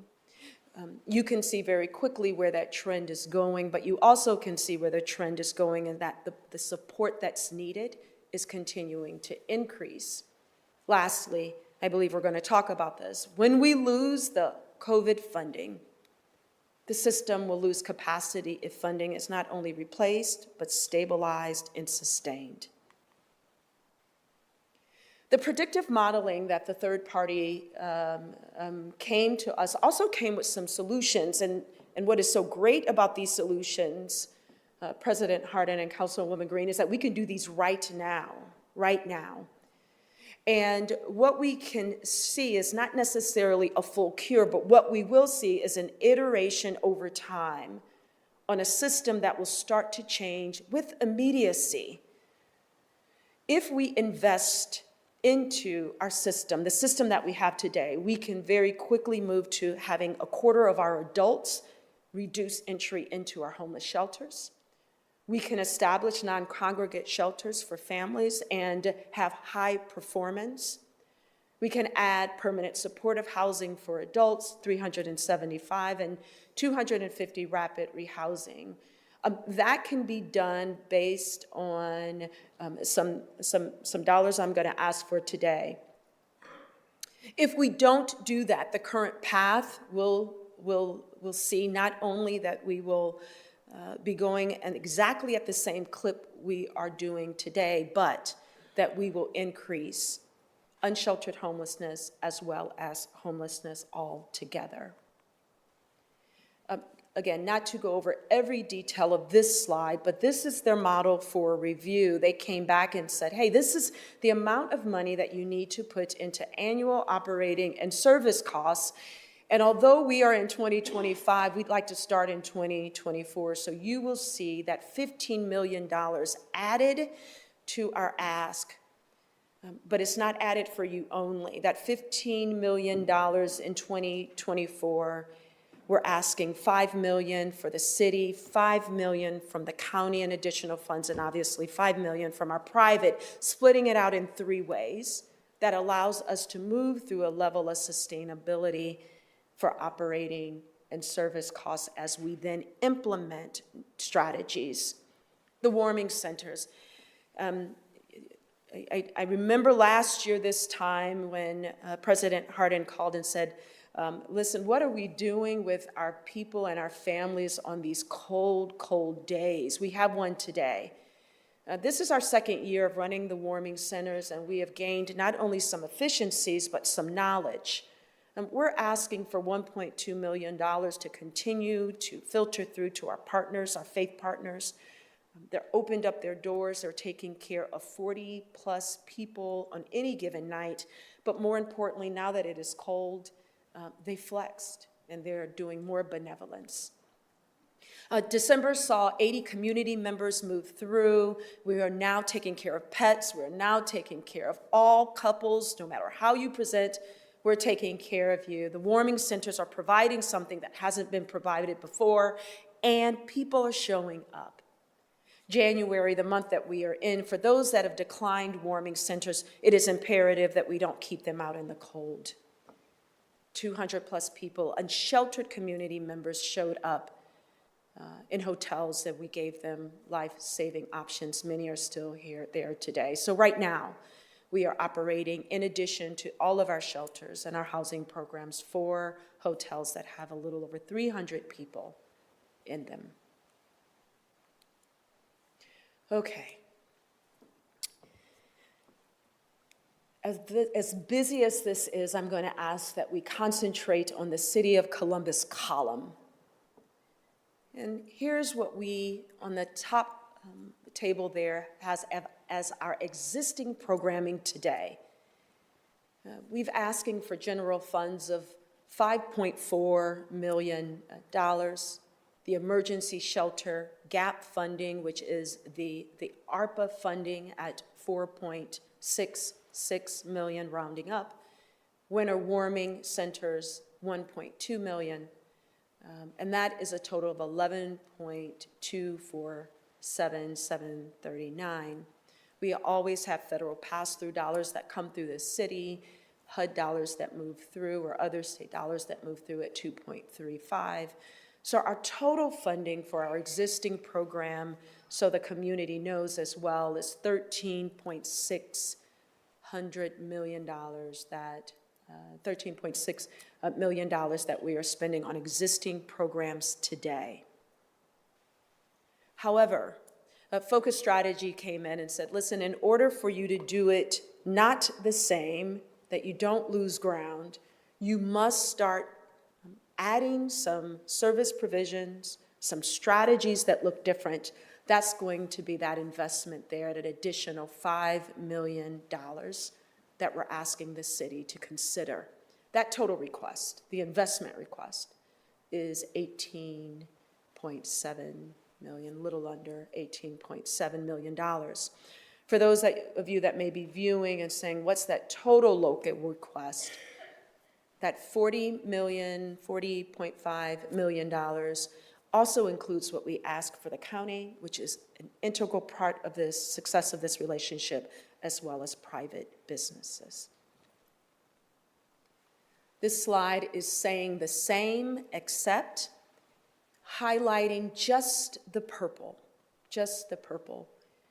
We know that our partners have come and spoken to you all as well, our nonprofit partners, and we know that they are asking also for additional funds to make up for some of the gap. And I just wanted to make sure that there was a slide to honor their request, so that additional, or that change in the bottom number adds is that $3 million that our shelter providers are also asking. I'm going to stop because I'm moving into a part of the slide that is going to talk about comparable communities. Any questions so far before I jump into our comparable communities? I just want to make a point. I think we would be passing or not missing, we would be missing the moment not to focus on how cold it is outside today, and that we're having this hearing talking about the dignity and really just the life-saving work that the shelter system is providing right now, and keeping people housed. One thing that stuck out to me, that right now there are 300 plus folks Yes. in hotels Yes. that you are paying for. Yes. I don't know if folks know that, that we've flexed that way in addition to the folks who have a regular shelter. I guess if I had a question on emergency warming centers, it would be, outside of money, is the city being as flexible and creative as we can in terms of even our own assets, to make sure that when it gets critically cold outside and the choice is literally life and death, is the city using our assets and partnering with CSB in an appropriate manner? Thank you, President Hardin, for that question. There are three critical strategies that I think about when we think about how cold it is outside, understanding that the backdrop is that the number one reason that people die within these, the unsheltered homeless die when they're outside is because they go to sleep and have hypothermia. So it is a number one goal of ours is to create strategy to ensure that we don't have that as an option for our most vulnerable community members. So there's three things that I think about. The first is that there is intrinsic benevolence in community, and there are people within community that want to help. Faith-based people, civic organizations, neighbors. And so the warming centers are really positioned for that. We're trying to uncouple even our thinking that someone has to be shipped somewhere else to be in shelter. What if just someone walked up the street to a place that they know is in their neighborhood with people that they already know who are watching out for each other, and intrinsically that people will start within their own communities sharing and evolving with resources. That includes your question, which I appreciate, which is if there's any type of community rec centers, if there's any spaces that the city has availability for, underutilized or emptied, how do we utilize those spaces within communities for our most vulnerable community members? And not only think about how do we do that for the unsheltered population, but how do we do that for our seniors who maybe have a destabilization within their own housing? We have seniors on fixed income with leaky windows. We have seniors who have holes in their roofs. We have people who are in homes right now without heat and can go up to their neighborhood community center to get warm. and to also amplify, right, or activate that intrinsic community benevolence, because now you see someone you really know in need of help, and you don't have to call the city for that. But third, which we've talked about a little bit, I wonder if we can think about a way, a strategy in which we can say, oh my goodness, this is a crisis, kind of a code blue, or President Hardin, how do we say, how do I flip a switch and say, hey, I need your help because we have below zero weather? And then what resources can we align that is already within your duty and certainly within your bailiwick to release to the community, even for moments or short times. So I'm going to not answer whether yes or no if you all have done that, but I do think that today, this year more particularly, we're thinking more expansively and creatively of how we can use those resources for our community members. Thank you. Thank you. Thank you. You have a question? But Shannon, before we get too far into Yeah, of this course. presentation, I just wanted to make sure I'm clarifying something with the department really fast. So in the budget, as we're looking at these numbers, in the budget we have built in $5.4 million for the CSB allocation. Is that correct? Councilmember Green, that is correct. Okay. And then I also just want to make sure, because the way that I've always understood it is that the federal pass-through dollars are legislated separately and they're not general fund, so they're not included in that. I just want to make sure that that pass-through money is not included in that 5.4%. That is correct. Okay, thank you. As I move for the last couple of slides, I often get the question, how are we doing in compared to other communities in comparison? How are we organizing our resources? How are they organizing our resources? And what else is missing? Focus Strategies came back and said, and they did a lot of our data, and looked and said, we do have 3 sister cities or neighbor cities that we can look at to say, hey, how are they doing? And then how are we doing in comparison? Again, small slide, but I'll go through a couple of the trends. Austin, Charlotte, and Minneapolis, just like us, are cities that sit and connected to the county seat. So as I'm speaking about the cities, I'm also speaking about the county seat. From our shelter inventory, what you will find, and this is over for those who can't see it immediately, about a 10-year stretch, 2013 to 2022, we're the red. So our shelter inventory has increased as our sister communities have decreased their resources in shelter. Housing inventory. That our sister communities have increased pretty dramatically over time, investment into housing. And have increased as well, but not at the same acute rate. Our rental vacancy rates. Our rental vacancy rates, as you heard a little earlier, and what we do know is that they're decreasing, and decreasing pretty exponentially over time. There's clearly a trend data where the other sister cities certainly have fluctuated, but you'll see a trend of an increase over time for their vacancies. That is rental vacancy rates is direct relation to housing inventory as well. And then changes in the point in time count, because, and I appreciate President Hardin saying that we are really on the eve of our point in time count, that what you will find in these comparable communities is that our homeless population outside of, I believe that is Austin, is continuing to increase. And that's the unsheltered homelessness. And then I think we're last here. What's the investment? How are they doing and how are we doing? Some detail that I can share a little later on with you, but wanted to point out that Ostis and Travis County for fiscal year 2025 has put $30.3 million into their homeless strategy, but over their 3-year plan, which we're studying, $515 million in investment, and that's from both public and private sources that have activated those county and city dollars.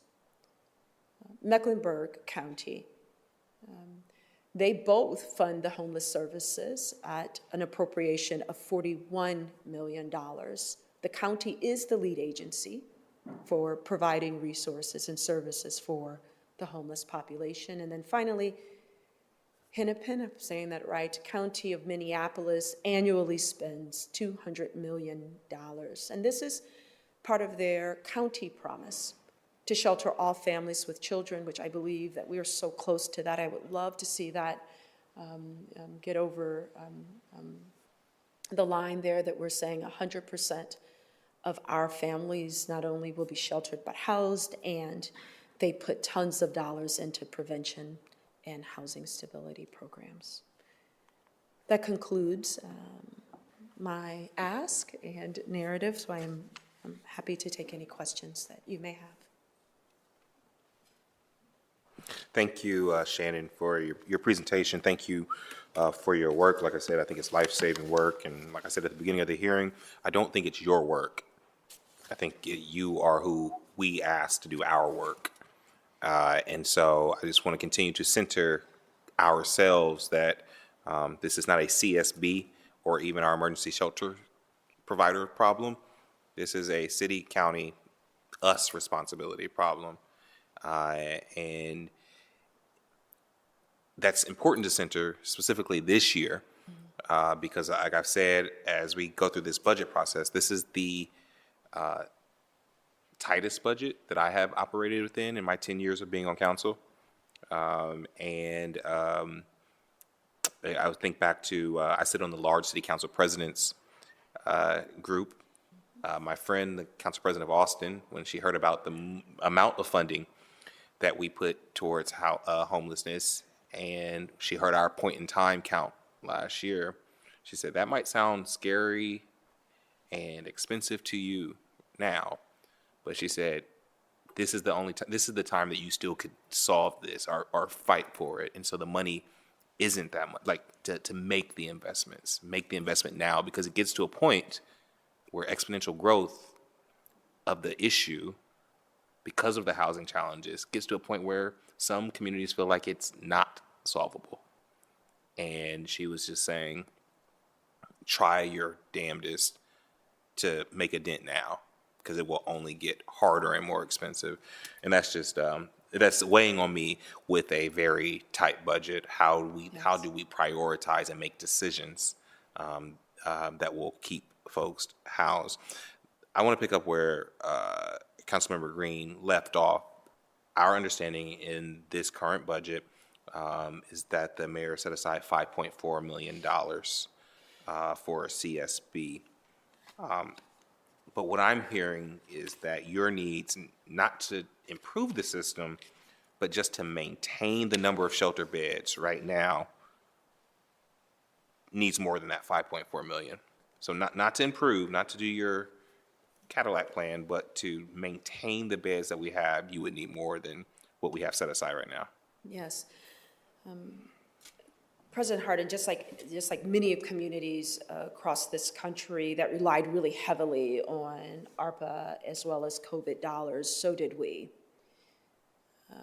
But we all know, just based on us moving through COVID, that the economic growth and the boom of that economic growth has also weighed heavily on a housing market that has responded to truly more people and not enough housing. And so it is no longer a question of how are we using COVID dollars, but instead how are we replacing those dollars for sustainability. And I am not overstating the fact that the baseline currently today must be $13.6 million to ensure that our partners, those nonprofits that I believe do benevolence as well. I mean, those nonprofits who have missions and then they say, and within this mission, we will take care of our unsheltered homelessness, that they're saying that they need those dollars to continue to run exactly as it is today. So yes, we would be concerned if we don't have at the minimum the replacement of those ARPA dollars. Thank you. Councilman Green, do you have any questions or follow-up? So just to clarify, how it, as the budget currently proposed stands, how would your partners be planning for across the system? If it's going to be millions of dollars short, what happens next from that standpoint?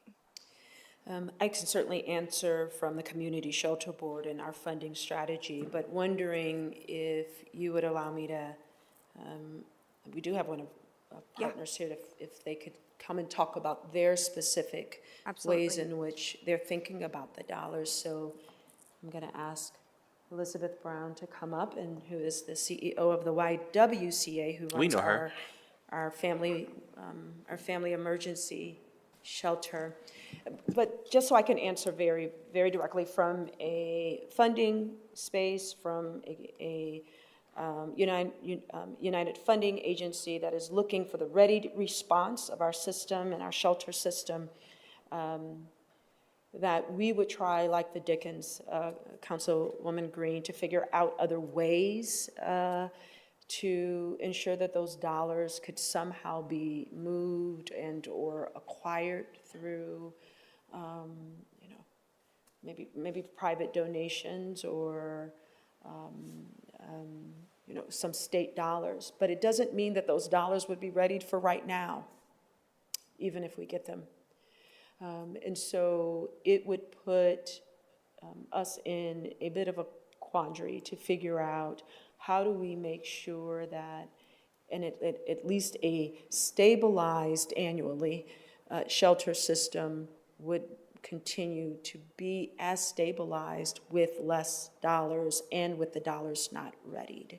So from a Community Shelter Board standpoint, we would spend a lot of time trying to figure out how to move and ask and move through that, what would feel like an emergent and an emergency situation. Thank you. Thank you very much. I'm Elizabeth Brown. I'm the president and CEO of YWCA Columbus, and I do want to, because I'm here, I want to just give you a picture of what's happening in the Family Center today. Right on January 21st, the coldest day that we've had in a while. Right now, we have 179 unique people at the Family Center. That means 55 families, and actually we are awaiting 2 new families still to enter tonight, a family of 3 and a family of 5. And what today looked like in the shelter, the reason I raise it is a day without school, and it is a day that is very cold outside. So parents were either working at their jobs, because about 1/3 of the heads of household in our shelter work. So they either went out and worked, or they were doing their daily work with their case manager to look for employment and housing. And they were doing they were doing that inside because it is so cold out. If families needed to leave, we have free coats, hats, gloves, scarves, anything that they lack, they can get from our donations closet. Meanwhile, our 5-star rated, I guess it's gold now, can't keep up with the state sometimes, but 5-star rated early childhood education center was caring for our babies all day as well, and for school agers. They have a school ager program too. That work was ongoing. And what makes all of that run, what accomplishes all this care for the individuals that need us at this time is our team, right? So our team at the Family Center is working extra hard on Tuesday, January 21st, when schools are closed, parents are working, it's very cold out. So I wanted to start with that because I do think it's important to put that perspective at the center of a tough question. Councilmember Green, President Hardin, thank you for the question. So if we don't have replacement funds for the ARPA funds that expire on June 30th, and if that means that what we have received through CSB is not able to come anymore, that represents about a 50% cut in my budget for the Family Center. So we cannot serve 179 individuals and take new reservations every day with a 50% cut. It's literally impossible, and we cannot do it. YWCA is committed to this work. We believe in benevolence, and that is our mission since 1886. And in 2005, we were the first organization that opened a family shelter, opened a shelter that served families in particular. But we cannot run 55 rooms with a 50% budget cut. So what I'm hearing here is that if we do not identify funds to bridge the current gap, then, the Family Center is at risk of closing. We are at risk of not being able to serve the need in the community. So we have to do scenario planning as an organization right now. And there is no way we could operate the number of beds we do today. So we would have to close some portion. And we have to plan now for what that would look like then. Knowing that it's important to not panic but stay vigilant, right? And stay smart in how we plan. So Liz, how do we avoid this fire drill every year? How do we plan and prepare? What can we do to be a good partner in this work? Well, I would say, and let Shannon chime in too, you have a network of providers that care deeply and do really good work, as Shannon talked about in her presentation. And I think personally that we need some kind of permanent sustainable revenue. I know that the city budget is tight, and it means a lot to hear you say in a decade, this is the tightest budget you've worked with. I think we can't take the prosperity of Columbus for granted and what that means for income tax dollars. And so I believe the city can't, make magic every year, and finding a permanent revenue source would be important for the future.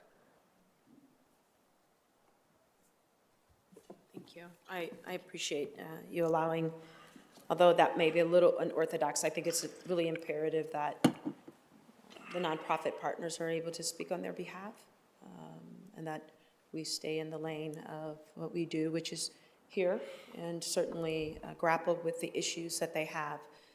But we are a funder and certainly a holder of the data, but they do the work. Thank you. Thank you. Thank you. Well, directors, I would just say, like I've been saying, that we have 3 or so weeks as we work to pass a balanced budget, that we will have to work together to figure this out. Budgets are value propositions about what we value and who we value, and council is committed to working with you to figure out how we make sure that we are not losing beds in Central Ohio, for sure. The last speaker that we've invited to speak is the incoming CEO, my friend Ian Labatou of the Affordable Housing Trust. Ian, welcome to council.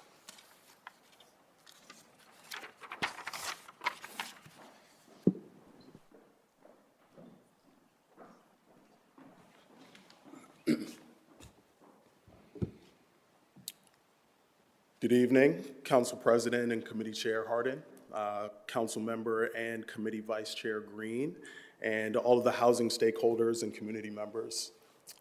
My name is Ian Labatou. I'm honored to introduce myself as the incoming President and CEO of the Affordable Housing Trust for Columbus and Franklin County. The Affordable Housing Trust for Columbus and Franklin County was established in 2001 and is an independent nonprofit leader certified as a community development financial institution. And we work with the private, nonprofit, and public sectors to develop affordable housing opportunities within the city of Columbus and surrounding counties. Although I don't officially start until February 3rd, I appreciate the opportunity to be here this evening, and I'm deeply grateful for the invitation to join this critical effort at such a pivotal time for our community. Across the country, individuals and families are facing increasing challenges in securing safe, stable, and affordable housing. This crisis is compounded by historical inequities and systemic barriers, which continue to limit access to credit, homeownership, and rental opportunities for a large portion of our population, particularly historically underserved and under-resourced groups and low to moderate income families in both urban and rural communities. Homelessness remains not only a pressing concern, but a growing one, alongside the urgent need for a comprehensive housing strategy that supports both renters and home ownership.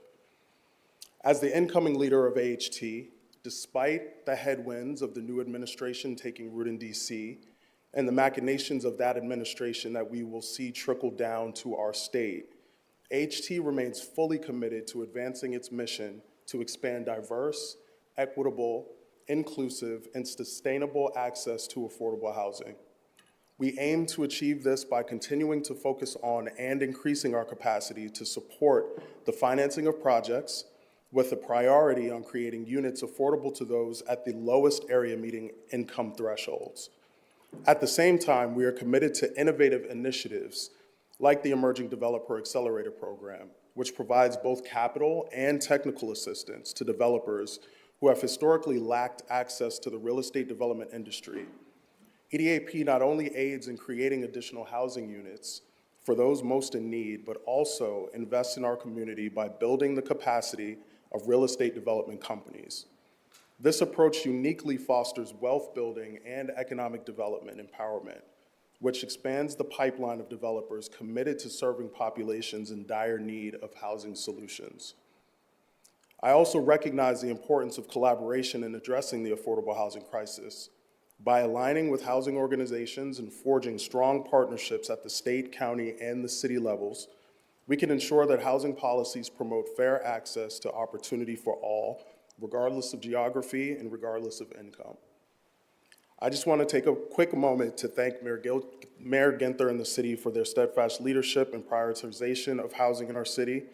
I want to extend my heartfelt gratitude to former Councilmember Shayla Favor for her tireless work in championing housing initiatives that have laid a strong foundation for progress. I commend Council President Hardin as he takes on this new role for leading the Housing, Homelessness, and Building Committee. And I want to thank Vice Chair Councilmember Melissa Green and the other members of this committee for their commitment to this critical issue. I express my appreciation to the housing and homelessness leaders that spoke before me. As I get settled into this new role and opportunity, I look forward to strategic collaboration with the city, with the county, and all other housing stakeholders, because it truly will take an effort of this entire group in order to solve this crisis. I appreciate your time and commitment to addressing our community's housing challenges, and I'm excited to partner with you as we move forward. Thank you. Well, thank you, Ian. I think I speak for council and say we are thrilled that you are moving into this space. We look forward to those strategic collaborations and partnerships as you take the helm of the Affordable Housing Trust. You hit on it already. Just we've probably had there's been outreach around the EDAP program from minority developers. Is a program that is very important to council and I think to the city. We were initial funders to get it started. As you take the leadership role, it sounds like that's something that you're committed to keeping and also figuring out how to make it what we need it to be. That's correct. The program is a unique program because it affords the opportunity for wealth building, investing in real estate developers who typically have had barriers to that access. But these cohort members that go through the EDAP program are committed to their communities and building affordable units within communities that oftentimes don't see that kind of investment. So I am committed to preserving the program. But as Shannon spoke about with CSB, sustainability is extremely important, and figuring out a way to sustain that program year over year is going to be one of my priorities as I get started. Thank you, brother. Absolutely. Thank you. Thank you. So now we're going to move into the last part of our hearing, which is public testimony. We have several folks signed up to speak. I know a lot of these people and the work that they are doing in the community, and we are really excited to hear from them. I will say what I said at the onset of this hearing, that as I take the chairmanship of this committee, I take the learning part of it very seriously. And the way that I plan to learn is to put myself in proximity with the folks who are doing the work. So just about everyone out here. And so look forward to hearing from you tonight, only for 3 minutes though, so we can get through everybody. But then in a very focused and thoughtful way over the next 6 months as we really flesh out what our homelessness, housing, and building agenda will be really for the next 18 months here at council. So thank you so much for being here. The first speaker to come before council is Katie McGarvey with the Legal Aid of Southeast Central Ohio. Welcome to council.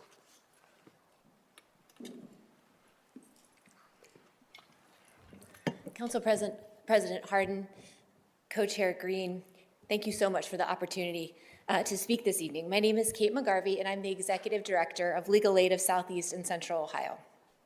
I'd like to thank the City of Columbus for their longstanding support and partnership.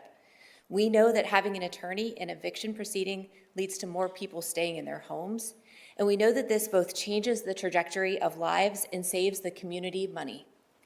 Columbus can't truly thrive if we're ignoring residents who can't access affordable housing. I'm here today to ask for the city's continued support and prioritization of this work in 2025. Through its Housing for All initiative, the city has made strides to ensure all families have a safe place to call home. We're grateful for your leadership in working towards our shared goals. Since 2017, Legal Aid's Tenant Advocacy Project has been providing free legal assistance to low-income residents with a daily presence at eviction court, where tenants can seek same-day assistance. These attorneys are enforcing tenants' rights and improving the system for future renters. While at TAP, attorneys identify systemic landlord abuses, like charging inappropriate and excessive fees and filing improper evictions, and work to resolve them. In a time of record eviction filings and rising housing costs, legal aid services are vital. In 2023, TAP served 1,718 clients. 64% of TAP clients identified as Black and 71% identified as female. Further, about half of TAP's clients have children, with an average of 2.5 kids per household. Our representation has allowed families to stay in their homes and to avoid disruptions for their children. The Stout report mentioned earlier looked at both the impact of legal representation in evictions and the projected effect of right to counsel ordinance. Stout determined that without legal aid representation, 93% of tenants were at risk of experiencing disruptive displacement by eviction. But with legal aid representation, that likelihood of disruption drops to just 18%. In 2023, TAP was able to help clients avoid being evicted. For those who could not stay in their homes, they were able to give them more time, giving them a smoother landing, and they were able to reduce costs for those families who went through that process. The Stout study found that eviction representation and a right to counsel ordinance will be not only life-changing for tenants, but impact the community as a whole. As Councilmember Green mentioned earlier, for every $1 invested in right to counsel, the city and county could see a return of at least $4 in economic benefits. The potential annual savings of this program is estimated at $24.4 million, including savings in social safety net responses, crime prevention, healthcare costs, and education. Based in part on this data, in December, as a part of its Housing for All initiative, this City Council took the important and bold step of passing an ordinance that provides a right to full representation for tenants at 100% of the federal poverty level. Unfortunately, at this point, there is no funding in the draft budget for this project. In order to continue the work of this Housing Committee has built on and to fulfill this ordinance's promise of right to legal representation, we are asking that $1.5 million be added to the budget to fund the first phase of right to counsel. Thank you. Thank you so much. Director, do you How should we think about right to counsel funding, just as we, again, we have limited dollars, a lot of need. How should this council, as we're starting these conversations with administration over the next several weeks, how should we even be thinking about these? I hate to put you on the spot like that, but. Council President Harden, no, I appreciate your comment and the question, and I wish I had the brilliance to give you a magic answer. You and I have known each other for a long time. I've been doing financial work for the Department of Development since 2016. I've been with the department for 22 years, so I've been around the work that we do, our partners do, for a long time. The way that I'm approaching it, quite frankly, is from a cash flow perspective. When we proposed our budget, the development department has always budgeted aggressively. We have bond funds, we have TIF funds, we have federal funds. We try to make use of every dollar that we have allocated to us. In situations like we've seen, and I really appreciate comments from Ms. Isom with regard to Shelter Board, Elizabeth Brown, we're in a place where we're having to really get creative and try to look for savings in our budget wherever we can to create the cash flow capacity to make sure that our and I hate to phrase it as, our most important initiatives, because they're all important, but tough decisions are needing to be made as we're working through this. But that's what we're doing. We're trying to work with our budget to see where we can make cuts, maintain the impact to the community that we want to impact, but at the same time, try to meet the needs of these situations. It's complicated. I wish I could give you a better answer than that, but that's what we're doing is we're looking for savings any way we can in order to create capacity for all the initiatives. Thank you. Sure. Thank you. Looking at the Department of Development budget, recognizing the fact that this year, during this year's budget, we only have half of our Elevate class, which would leave a remaining $5 million from the $10 million appropriation in human services. How is that $5 million going to be used? Is it going to be used on some of our core initiatives? I mean, we have massive gaps in our CSB budget right now. We have challenges with this right to counsel that has demonstrated positive impacts. A reduction of 93% to 18% evictions is stark in a positive way. And so can you talk about the utilization of that money and if any of those funds are going to potentially be looked at to bridge these gaps? So I can't give you an exact answer with regard to how the money is going to be used, and I'll tell you why. As Deputy Director Prosser mentioned earlier, we have an innovation office led by Deputy Director Hannah Jones, and she is evaluating how we can stretch these dollars to try to meet as many needs as possible. And so that work needs to be completed in partnership with you as we work through the passage of the budget to see where the resources land and how we can stretch them. As a follow-up to that, thinking about not just the right to counsel program, but kind of maybe taking a step back to the conversation that we are having around CSB and budget challenges, I'm interested to get your perspective on contracting. When we are contracting with any other, I talk about this work as investments in our human infrastructure. When we're talking about any other type of infrastructure contracting that we're doing, our streets, our roads, or bridges, we put together a scope of work.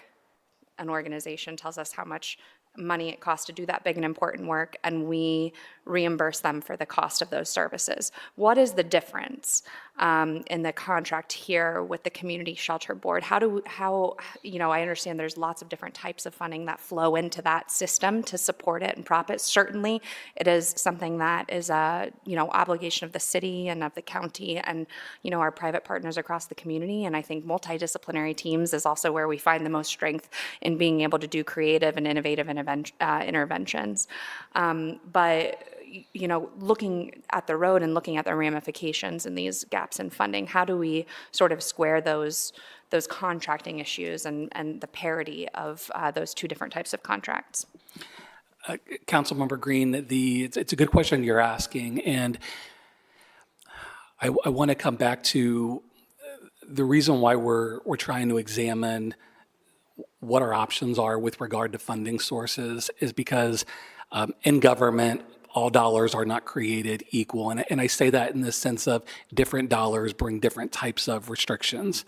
So there are certain dollars that can be used for work in the right-of-way. There are certain dollars that can be used for on-site work. Bond dollars have different rules than tax increment financing dollars. General fund has different rules than federal. What we're trying to do is in our best efforts, is source the most flexible funding to the organizations that can use it effectively and try to make the money available as quickly as we possibly can. Over the last 5, 6, 7 years, part of the conversation this evening has been around what's going to happen when the federal dollars stop flowing, and that is an incredibly important and taxing question. With regards to replacing those dollars, the question of sourcing of funds and how do we, I think a comment was mentioned earlier about finding different revenue sources.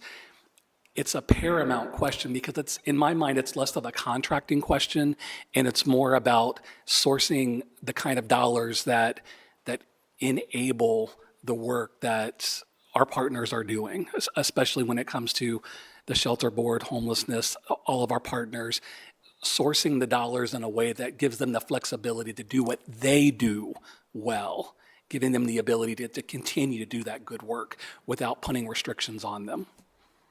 That was a long answer, but does that make sense? Thank you. Thank you. And we promise we won't ask those type of questions in between every speaker, or we really will be here till 10 o'clock. It is very important. Thank you, Councilman, for that question. The next speaker to come before council is Amy Claiborne from Family Flourish. Welcome back to council, Ms. Amy.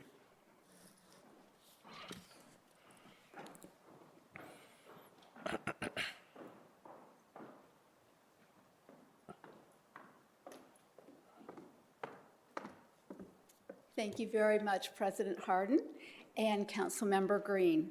I'm Amy Claiborne, co-founder, CEO, and president of Families Flourish. As you know, Families Flourish is a 3-year program that helps partners with low-wage working families across Central Ohio to help them create their own economic stability and mobility. Today, we serve 75 families, and soon another 20 families will join the program, allowing us to serve about 275 people. 40% of our participants were previously homeless. We are an evaluated program with the most recent data from our evaluation team at OSU, showing that the first step to economic stability is mental health. The toxic stress of living in violent neighborhoods and housing units that are leaky, filled with vermin or lead or mold, these are all things that our participants have told us, is an additional weight on families already struggling to make ends meet. Our program, which currently partners throughout the region with 20 private landlords voluntarily working with us, provides access to safer neighborhoods where that toxic stress can melt away. 60% of those units are in Columbus, where kids can play outside, and it is after this feeling of safety that sets in, as OSU has noted, is when a parent can start focusing on moving up the workforce ladder. These are areas where people can access opportunities, as was referenced by Deputy Director Prosser earlier tonight. And this is when the engagement with our one-on-one coaching and programs really starts to change lives, according to OSU. That's why our graduates not only raise their incomes 58% on average while in the program, but have continued to raise their incomes another 18% on average since graduating 2 years ago, for a total average income increase of 86%. I've worked in housing in Columbus for almost 40 years, which I hate to admit. First as a partner at Porter Wright, then as CEO of Homeport, and now working to create a different approach to housing with Families Flourish. I've seen and been part of the city's repeated and important investments in struggling neighborhoods. As former Mayor Michael B. Coleman told the Dispatch in September, he spent his entire civil service career trying to invest in and build up neighborhoods. But when he understood the Families Flourish approach, he realized it takes decades to improve neighborhoods so everyone in the neighborhood benefits. But Families Flourish puts people in the path to prosperity in 3 years. And we continually assess our program needs and listen to the needs of our participants. And what we do with what they tell us, their first priority is safety. Once they and their children are safe, they can spend more time working on themselves, their health, careers, parenting, and schooling. We hope you will help us become part of the city's budget in 2025. Funding from the city will be dedicated to the 60% of our participants who live in the city of Columbus. Thank you for your support, and I'm happy to answer any questions. Thank you so much, Ms. Amy, for your advocacy and the work that you're doing. The statistics tell an amazing story of what you're being able to accomplish. Councilman, do you have any questions? Thank you very much. Thank you. Next speaker to come before council is Charles Abernathy.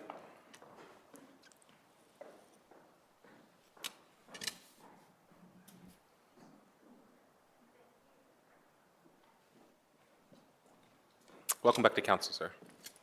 Hello, my name is Charles.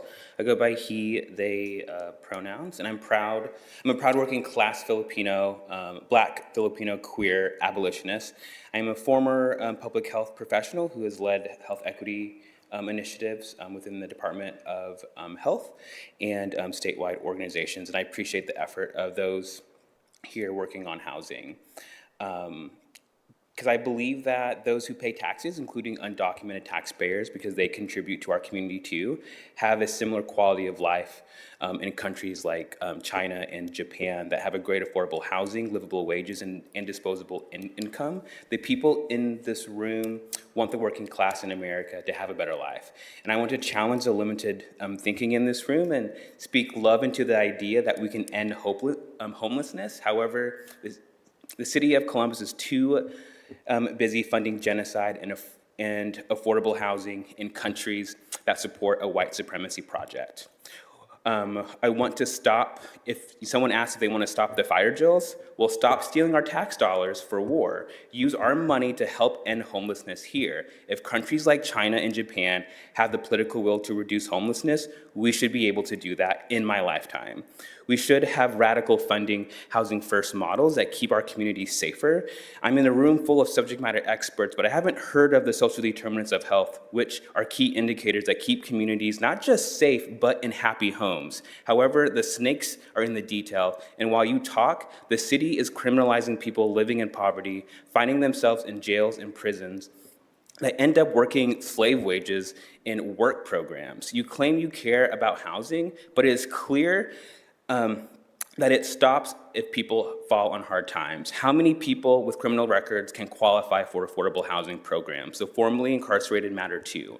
The city of Columbus keeps selling us hope, but the fact remains Ohio's poverty rate seems to be increasing. Columbus has a current poverty rate of 17.8%, according to the Census Bureau in 2024. The Columbus Dispatch reported in 2024 that showing that Franklin County ranks 21 among the unhealthiest counties. Ohio manages to incarcerate more people than anyone in this country. Franklin County operates one of the largest jail systems in Ohio. And since 2020, it has also led to the highest number of in-custody deaths in the county. The city of Columbus will pay out $21.5 million between 2018 and 2023 to settle complaints against rapists, drug dealers, wife beaters, and just criminals that could fund all of these programs. As you talk about funding programs, you invest in the prison industrial complex that profits and take advantage of struggling taxpayers. Weirdly, the comprehensive neighborhood safety strategy faces a decline. So does the community programming, and so do the support services. To the leaders in this room that spoke about the working class, we need to be building happy homes in happy neighborhoods. And you all need to demand more because your people deserve more than just breadcrumbs, because this is our money. Thank you, sir. Thank you for being a council. The next speaker to come for council is Michael Wilkos.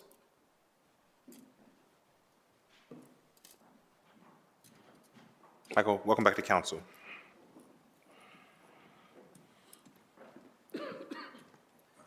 Thank you, President Harden and Councilmember Green.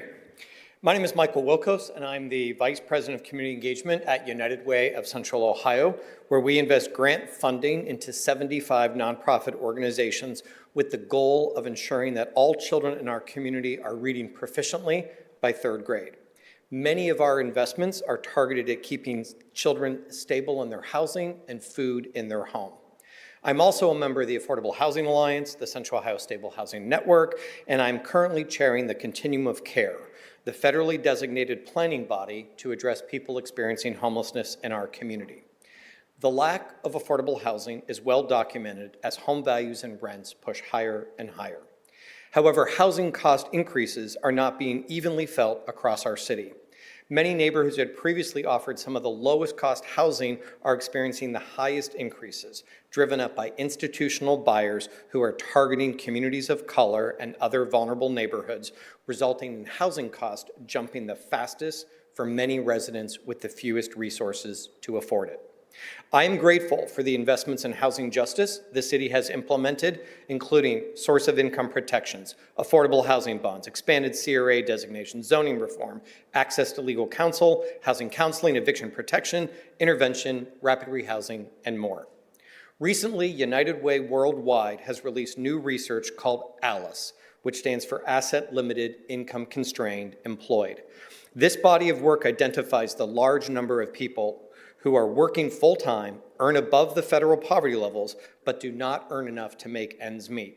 In the city of Columbus, that comprises 44% of residents who are at ALICE or below thresholds. People who earn too much for government support and often navigate our nonprofit sector for additional support to help them with rent and food. Think about cashiers, counter workers, cooks, retail workers, childcare staff, and warehouse workers, among many other necessary low-wage jobs. As was stated earlier, this Thursday will be the annual count of people experiencing homelessness.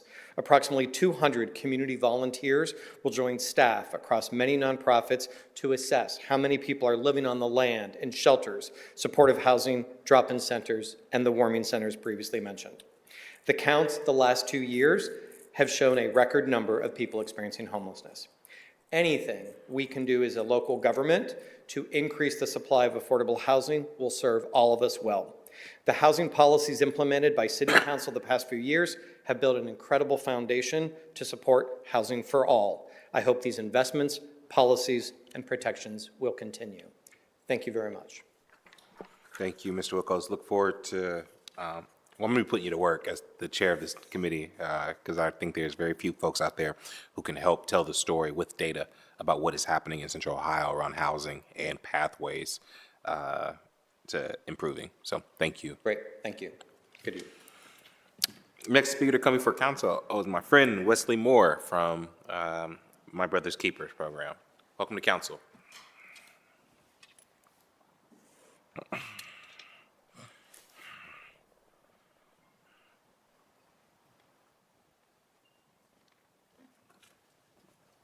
Thank you, President Harden, and also Councilman Green. My name is Wesley Moore, Director for Our Brothers Keepers.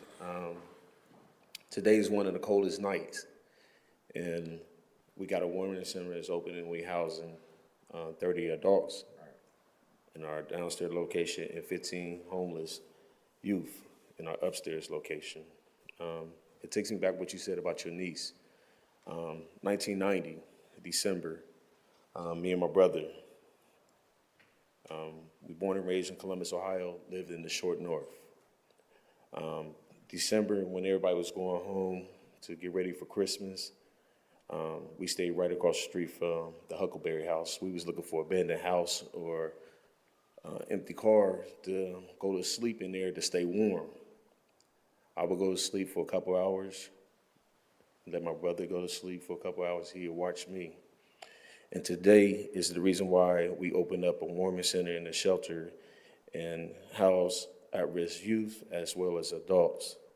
And I thank you for allowing us to come in tonight and speak, and I'll turn it over for Tracy for she can briefly speak about what the work we're doing inside the community. And also I would like to say is partnerships like CSB deserve to have the money because it's able to trickle down to small non-profit organizations like ourselves. All right. Thank you. Good evening, Council President Harden and Councilman Green. He brought back up today. Most of you know me. I'm Tracy Taylor. I work for Columbus Next Generation. Columbus Next Generation is partnered with our Brothers Keepers to help them funnel their grants, find some permanent funding. One of the things that we do that Next Gen doesn't talk about us a lot is we deal with a lot of residential housing, mixed use, build projects for mixed use, and we understand the housing crisis. We love working with these guys because you talk about truly faith-based work, they do the work. And as a part of Next Gen's mission and what we do is you cannot go in these neighborhoods and just build new buildings without addressing the social issues. And the homelessness and the housing crisis is a big part of those issues.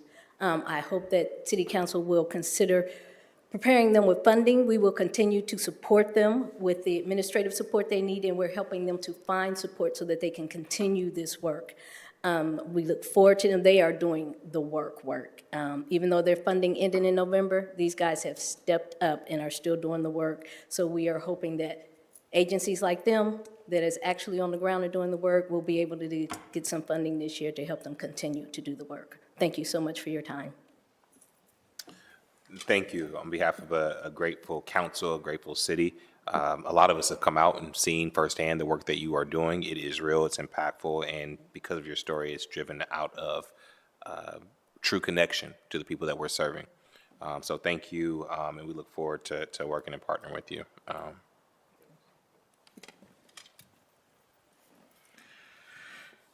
The next speaker to come before council is Roy Lowenstein.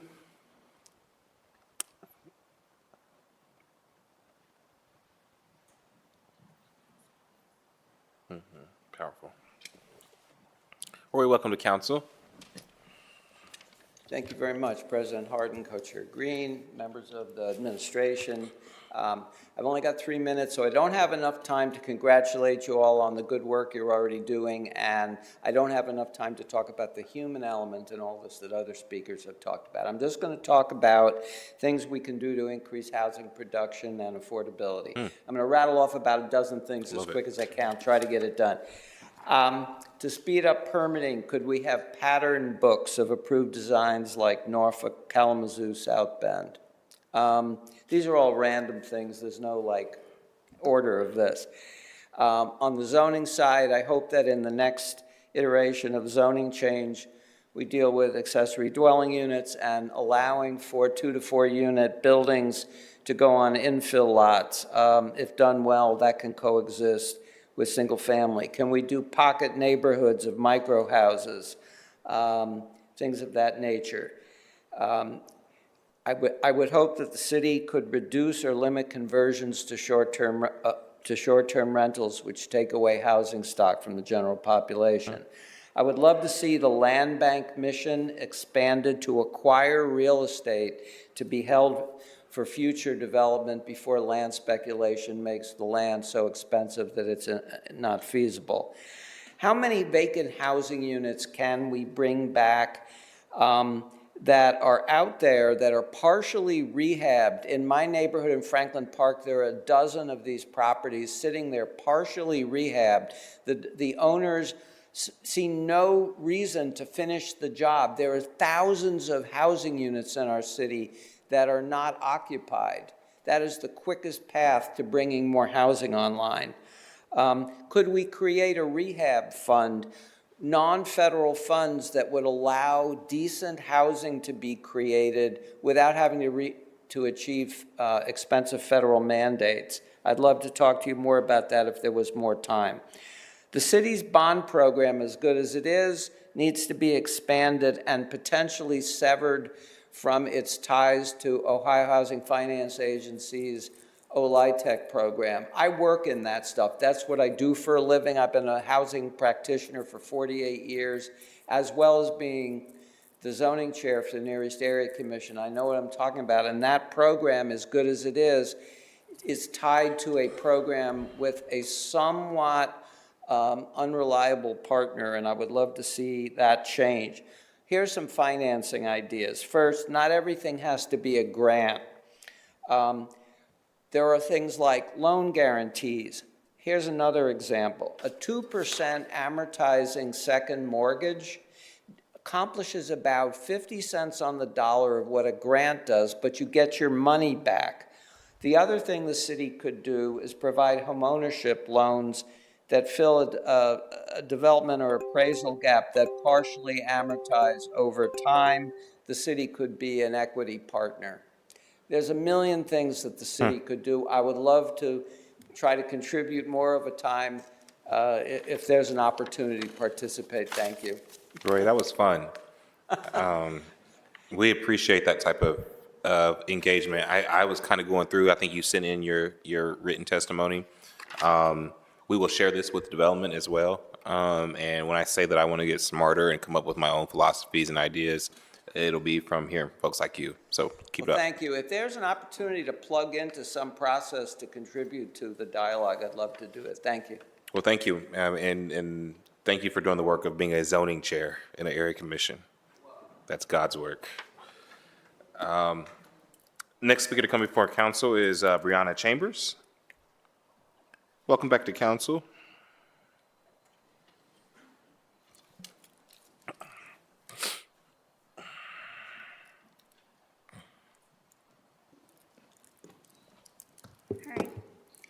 Hi, my name is Brianna, the community organizer for People's Justice Project. Recently, Governor Des Moines signed House Bill 315, which would allow police departments to charge up to $75 an hour for the labor to process police footage. Because of this, PJP has created a petition demanding that House Bill 315 would not be implemented in Columbus. We hope that the City Council feels the exact same way when it comes to House Bill 315. We have been informing people about the 2025 budget proposal and our petition, which we have gotten 250 signatures in less than 2 weeks. We will continue to educate people on the budget proposal, the budget proposal and the approved budget and House Bill 315, and what it means if it is implemented. This petition is only asking for the cost of police footage and records to remain the same. We hope that the City Council agrees with our demand because it would be a financial burden on people impacted who only want transparency and accountability for the acts caused by police. Because I have time, and this meeting is about homelessness and housing, it's absolutely ridiculous that you guys are allowing police to conduct raids on encampments. This is a form of state violence. That the CPD killed Samuel Sharp Jr., an unhoused black man in Milwaukee last summer, and you did nothing about it. What are you guys doing about the CPD's violence against people who are unhoused? Why is it that a third of the approved budget last year was given to the police, that our police department, that disproportionately terrorizes black people? And that black people make up 50% of the people who are unhoused in Columbus. You guys speak at MLK events, but what are you doing to stand up for all people, especially black people? This City Council should be embarrassed about how it prioritizes the CPD over people. A violent police department that has killed more than 60 people, a disproportionate amount has been black people. And homelessness is not a joke. Hundreds of unhoused people have died in the last 6 years in Franklin County. You mean to tell me, Hardin, that while on council, you allowed a homeless crisis that has killed hundreds of people? That you have watched as the CPD became more violent? They have killed more people last year than previous years. You guys should be ashamed. Stop the performativity and actually act. Actually do something for the people that you represent. Thank you. Thank you, Brianna. I look forward to, on Thursday, I think we have our alternative crisis response hearing. Look forward to engaging with you as well. I think this conversation will continue there. Thank you. The next speaker to come before, the last speaker to come before council, right? Is that true? Is Stephen Cottrell.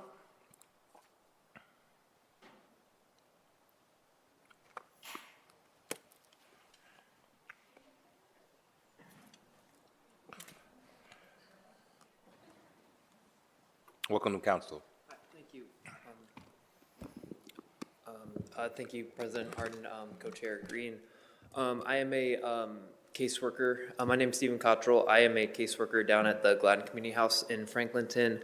I'm officially a housing resource specialist. I work with the Preventing Homelessness Initiative that relies very heavily on the emergency rental assistance funds. I'm not going to stand here and ask you to recreate that. I know that no city in this country could do, has access to that. But I do want to point out that in the couple months I've been at my role, what I have really seen is that just the effects of poverty and being poor on people is that they cannot deal with crises.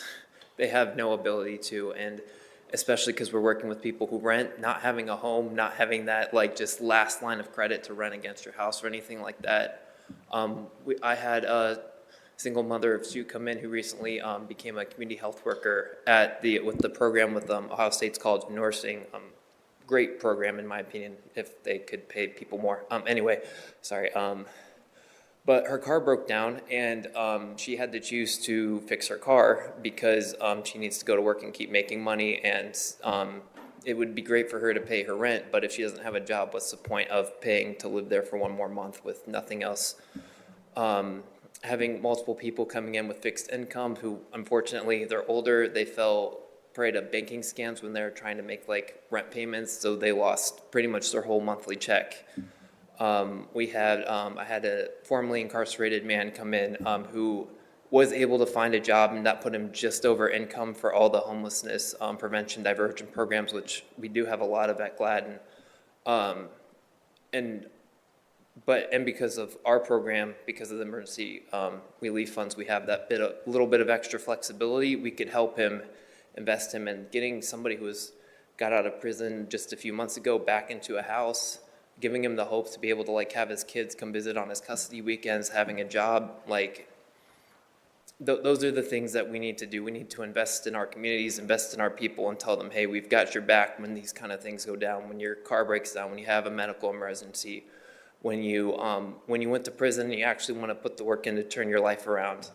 We just need to be here for our communities, for our people, and just I want to emphasize that our program has been able to be flexible and help people who kind of fall into these coverage gaps of all the other great programs that Community Shelter Board has with the homelessness prevention, the diversion, all incredible coworkers at Gladden who do all that work. And multiple times a week, they send me people who just didn't quite fit into their program, and I'm able to be there, and I'm able to use the ERA fund to prevent homelessness initiative to really help them out and fill in those gaps. And I just want that to be a key part of what we have going forward in our addressing homelessness, is being able to fill the gaps that our programs can't always meet. Thank you. No, thank you, Stephen. I said that Roy was doing God's work being a zoning chair. What you just explained and the outreach that you do truly is that work. And it's why we're having this hearing. It's why we're going to have difficult conversations with development and try to figure out how do we get more resources in this space, because at the end of the day, this is about people and the ones that you explain and you serve every day. So thank you so much for being here. Thank you for the folks at Gladden and everybody who's doing that type of casework in our community. I'm going to turn it over to allow for or ask if my co-chair would have any closing remarks. I think that we covered a lot today. I think that part of council's budget hearings is to be open and transparent about our budget, where we find ourselves, and invite the community in as we grapple with the needs that we have. I've said it before that